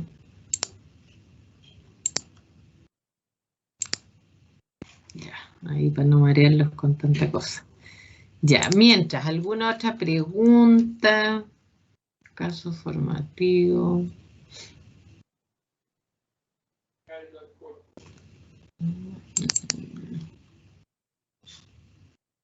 Ya, ahí está. Déjeme guardarlo. Ay, Sí, dígame. profe, aquí cuando si uno se trata así como su estilo de apego, quizá a veces uno puede ir reduciendo síntomas o cosas así, pero uno igual, aunque tenga cualquier tipo de apego, uno puede ser terapeuta igual tratándose. Sí, claro, y sin tratarse también, pues. Si lo que pasa es que Pero no esto no sería un está... buen terapeuta. Claro, lo que pasa es que esto como no está regulado en el fondo, me refiero que no hay un cuerpo regulador así como a nivel nacional, ¿no? Aquí lo único que se intenta a nivel nacional, obviamente, es que la gente haga formación, ¿cierto? Que la gente salga de la universidad y siga estudiando el modelo que le agrade, ¿no? Porque para poder acreditarse hay restricciones. O sea, la persona no puede salir de la universidad y acreditarse. Tiene que hacer un trabajo como más específico. Pero luego de eso no hay una evaluación más allá de las figuras de los terapeutas ni nada. O sea, de hecho, imagínense que ustedes podrían, o sea, los alumnos, por ejemplo, que salieron ahora, los que se acaban de titular la semana pasada, les conté que estuve en varios exámenes orales la semana pasada. De esos exámenes orales, los chicos ya se titularon, y ellos, por ejemplo, podrían, si ellos quieren, podrían empezar ahora y ponerse con una consulta privada de todas maneras. No, eso no hay nadie que lo podría impedir, ¿se fija? Y en el fondo, aún incluso sin tener ningún tipo de formación específica, porque acuérdense ustedes que las carreras en general, ¿no? No son generalistas, po. O sea, nadie sale ¿cómo decirlo? Nadie sale formado, listo al tiro para atender, por ejemplo. Porque de partida, en la universidad lo que hace en pregrado es un inicio de ese apresto. Pues ustedes tienen nociones generales de psicoterapia, generales de algunos modelos y ya. Pero se supone que ustedes deberían salir y seguir estudiando para tener un modelo específico, lo que sea ya. Pero igual ustedes podrían salir y ponerse a atender si quieren. Y nadie podría decir nada.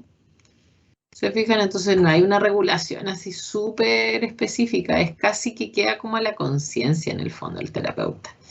Me refiero que si uno realmente es responsable y uno se da cuenta que lo que uno hace no es algo menor además, me refiero que lo que uno hace es importante, o sea, uno trabaja con el sufrimiento humano, vos chiquillos. O sea, una cuestión que no sé, desde mi punto de vista es como, o sea, nosotros trabajamos con la vulnerabilidad del otro, po. Una cuestión que no es como para llegar y hacer cualquier cosa, ¿se fijan? O sea, pucha, por último, trata de estudiar un poco más, de estar más preparado, preparada, de poder dar un buen servicio, ¿se fijan? Porque además tampoco es tan fácil lo que nosotros hacemos, po.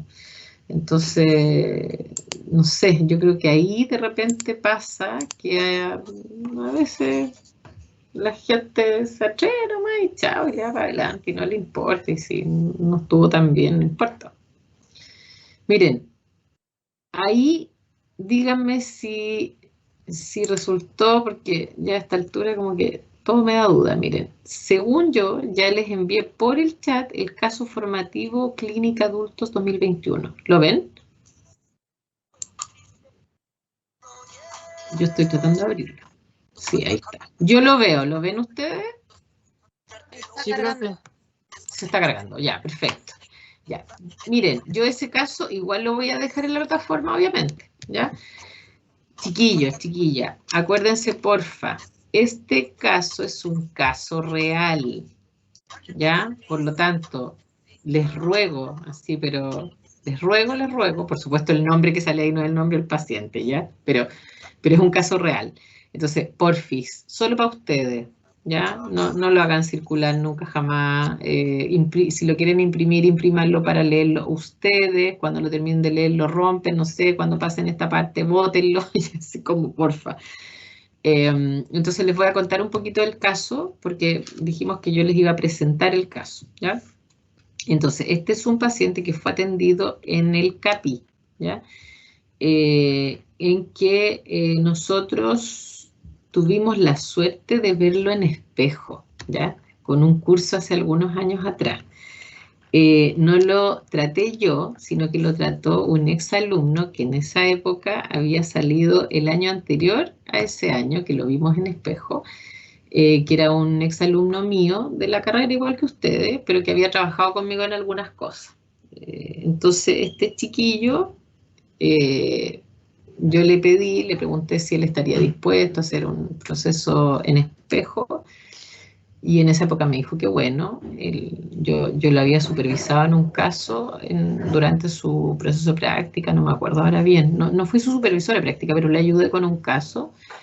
Y este chiquillo que en realidad quería aprender en el fondo, entonces me dijo, profe, yo feliz porque así aprendo, y claro, yo en el fondo el compromiso, la ganancia para él era que yo lo supervisaba, y la ganancia para mí era que atendía en espejo con los chicos de ese año, de cuarto como ustedes, atrás. O sea, estábamos en la sala nosotros y él estaba en el espejo.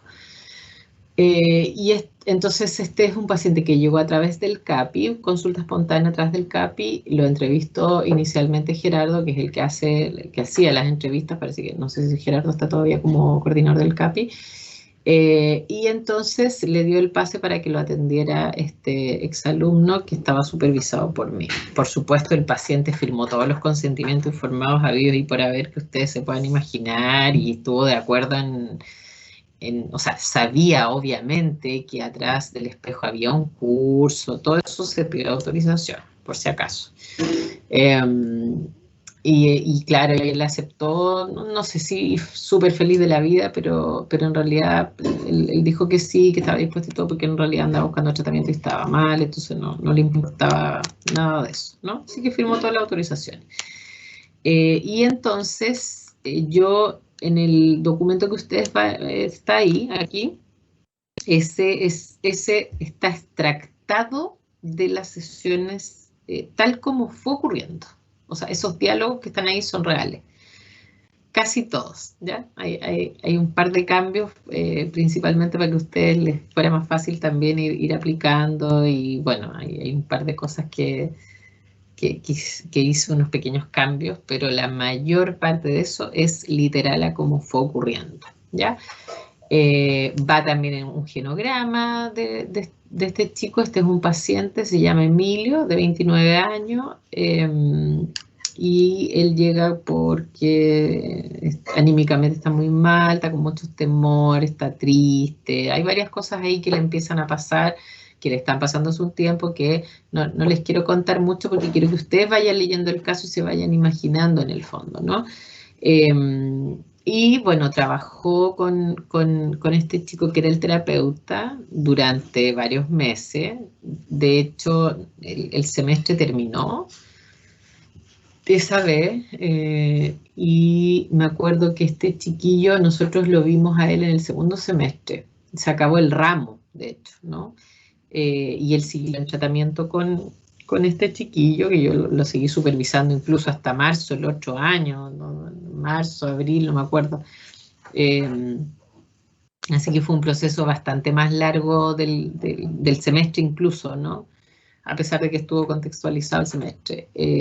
Así que fue un muy buen tratamiento. De hecho, después de, tienen que haber sido unos 6, 7 meses más o menos, el chico se fue de alta, muy contento, estaba muy agradecido el trabajo que había hecho este terapeuta, que era un chico, imagínense, 2 años mayor que ustedes, ¿no?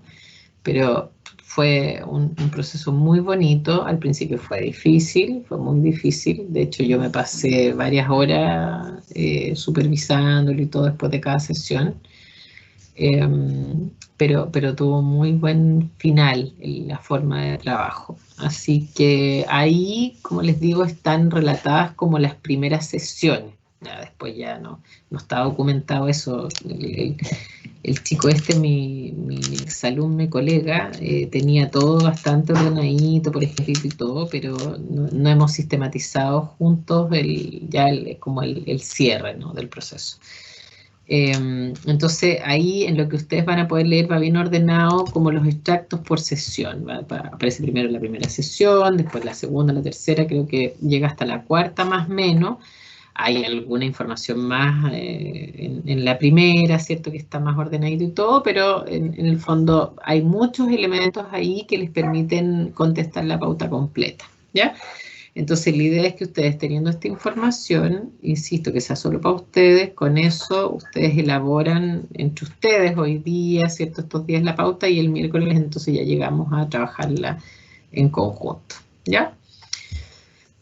Así que eso, ahí como les digo, se los dejo y después igual se los voy a dejar en la plataforma, pero ya me quedo tranquila que lo tienen aquí, así que ¿Profesora? no se lo suba al tiro, ¿sí?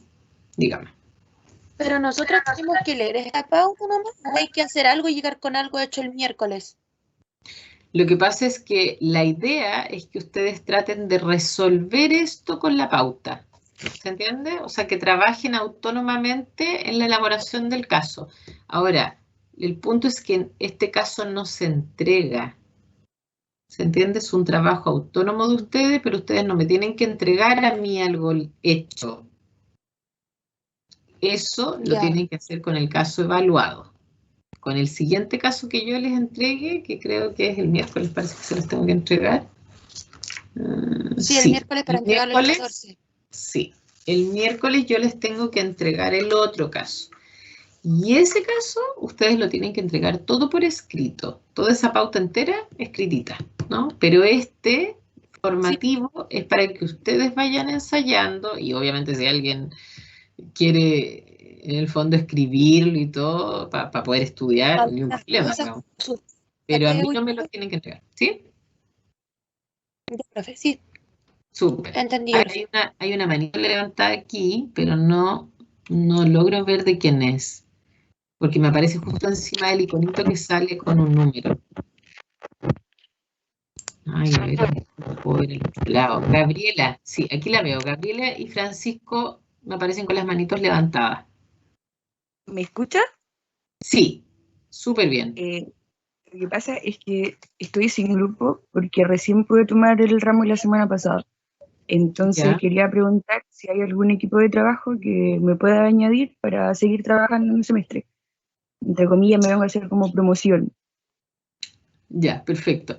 Pucha, miren, hay una persona que coordina este ramo, que es Catherine Morgado, que es otra profesora. No sé si la han tenido en otros ramos antes en la carrera. Sí, profe, la conocemos. Sí, Sí, perfecto. desde primero.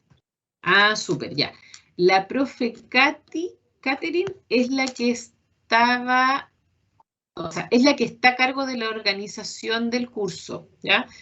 Entonces, ella es la que ve todo este tipo como de aspectos más formales, Gabriela. Entonces, bueno, una posibilidad es que a lo mejor, claro, alguien en este minuto diga ya, nosotros nos falta un integrante, pero de no ser así, el conducto regular es escribirle a ella para ver qué pasa con los grupos. Yo estoy un poco al margen de eso, para ser súper honesta, como ella es la coordinadora del ramo, ella tiene como horas asignadas para preocuparse que el ramo funcione bien a nivel general, y ella es la que está a cargo como de los grupos, o sea, como de la organización de los grupos. De hecho, en la primera clase que tuvieron fue con ella, y ahí justamente ella daba todas las instrucciones de cómo tenía, o sea, hay una serie como de requisitos incluso, ¿no? Los grupos tienen que ser con un número determinado y tienen como... bueno, está establecido todo eso, pero yo de memoria ahora no me acuerdo bien, porque como no coordino, en el fondo mi cabeza va en otras preocupaciones de este ramo, pues como profe nomás, como profe única del módulo. Entonces, sugiero que le escribas a ella o sea, insisto, si algún otro grupo no tiene problema, pero igual tiene que pasar por ella, o sea, porque ella es la que... A ella le tenían que enviar los grupos, los integrantes y todo, así como bien ordenadito a principio de semestre. Yo no sé en qué va eso.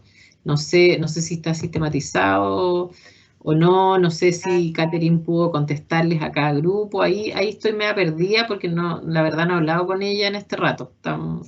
Yo estoy muy sobrecargada. Me imagino que ella también. Entonces, como no es parte de mi función, la verdad que me he desligado completamente de aquello, ¿ya? Pero por ahí, Gabriela, si puedes ahí con tus compañeros, como sea, y por cualquier cosa, cambio de grupos, etcétera, tienen que avisarle y pasar por Catherine, ¿ya? Porfis. Vale, Eso, profe, muchas gracias. súper. Francisco, tiene su manito levantada también. Sí, profe, ¿me escucha? ¿Bien? Sí, perfecto. Ya, es que quería consultarle si el miércoles usted va a resolver este caso, ¿cierto? ¿O no? O Es sea, que según ustedes. el cronograma, dice el 7 de abril, resolución de caso formativo por parte de la docente. Entonces por Claro, eso tengo esa duda. en conjunto con ustedes. Ya, pero vamos a ver el caso con usted. Sí, Ya. Ya, ok. conmigo, pero en el fondo ustedes tiran la primera piedra. Ujú. Ya, esa Y era en mi la duda. medida que ustedes vayan tirando todas las piedras, vamos a ir armándolo, pero sí en conjunto conmigo. Ya. Gracias, Sí. profe. De nada. Ese día nos juntamos, qué bueno que lo preguntó también Francisco, ese día juntémonos igual a las 9:30, ¿ya? Porque es el caso, no hay materia, o sea, materia probablemente va a aparecer a propósito del caso, pero no es clase caso, sino que es solo el caso. Así que ese día nos conectamos a las 9:30, ¿ya? El horario oficial, entre comillas. Ya, voy a ir a mirar de nuevo y no veo ninguna otra manito levantada. Asumo que no hay más preguntas, chiquillos, chiquillas.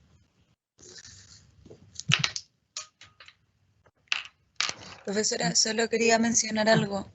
Dígame. La profesora Katy dejó abierto en el UCM virtual, Ya, dejó abierto un foro de avisos y comunicados oficiales. ya. Ahí es donde están los grupos. Y Ah, yo, ya. pucha, feliz agregaría a la compañera, pero mi grupo es de 3, así que ni siquiera sé si la profe tal vez me lo disuelva porque dijo que tenían que ser mínimo 6. Sí, Así lo más que probable es que se hay lo que hablar con disuelva. la profe para ver si es que lo disuelve y nos reparte.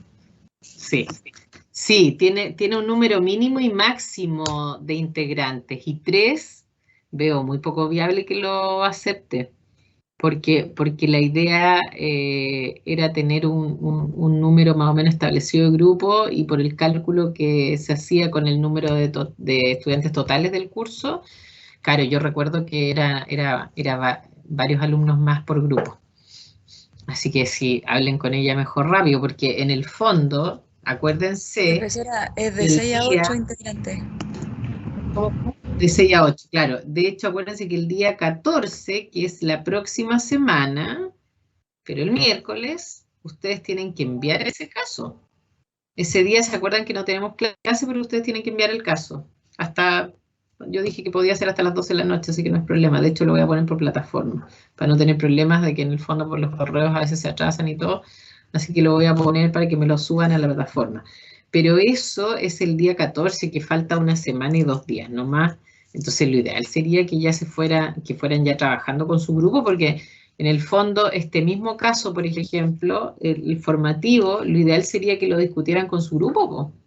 En el fondo, para que vayan armando una forma de trabajar y, en el fondo, comentando juntas y juntos, se fijan y vayan ya empezando como en la lógica de discutir y todo. Después, además, que acuérdense que estos grupos van a ser todo el semestre. Entonces, después cuando les toque con la Catherine, lo mismo. Después cuando les toque con Gerardo, lo mismo. Entonces, igual lo van a necesitar durante el semestre. Ya, que me preguntaba Michelle cuándo a las 9:30, el miércoles 7, ya que es este miércoles que viene. Ya, espérenme. Y ¿qué más? Eso. No veo manitos levantadas. ¿Estamos entonces?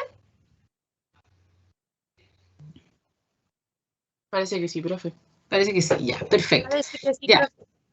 Muy bien, ya chiquillos y chiquillas, entonces ahora si ustedes quieren ahí con su grupo se pueden quedar trabajando en el caso, hoy día que es trabajo autónomo, y nosotros nos encontramos igual en este mismo link y todo el miércoles a las 9:30. Ya, acuérdense de hacer su usuario en Miro, porfa, ya, para que ese día puedan entrar por Miro después del Teams y puedan todos ir tecleando y poniendo su respuesta o comentando cosas y todo ahí en la pantalla, ya, porfa. Los que puedan, quieran, etcétera. Mientras más, mejor. Ya, pues, que estén muy bien, que tengan una buena tarde y nos vemos el miércoles. Cuídense mucho. Chao. Gracias. Chao, profesora, gracias.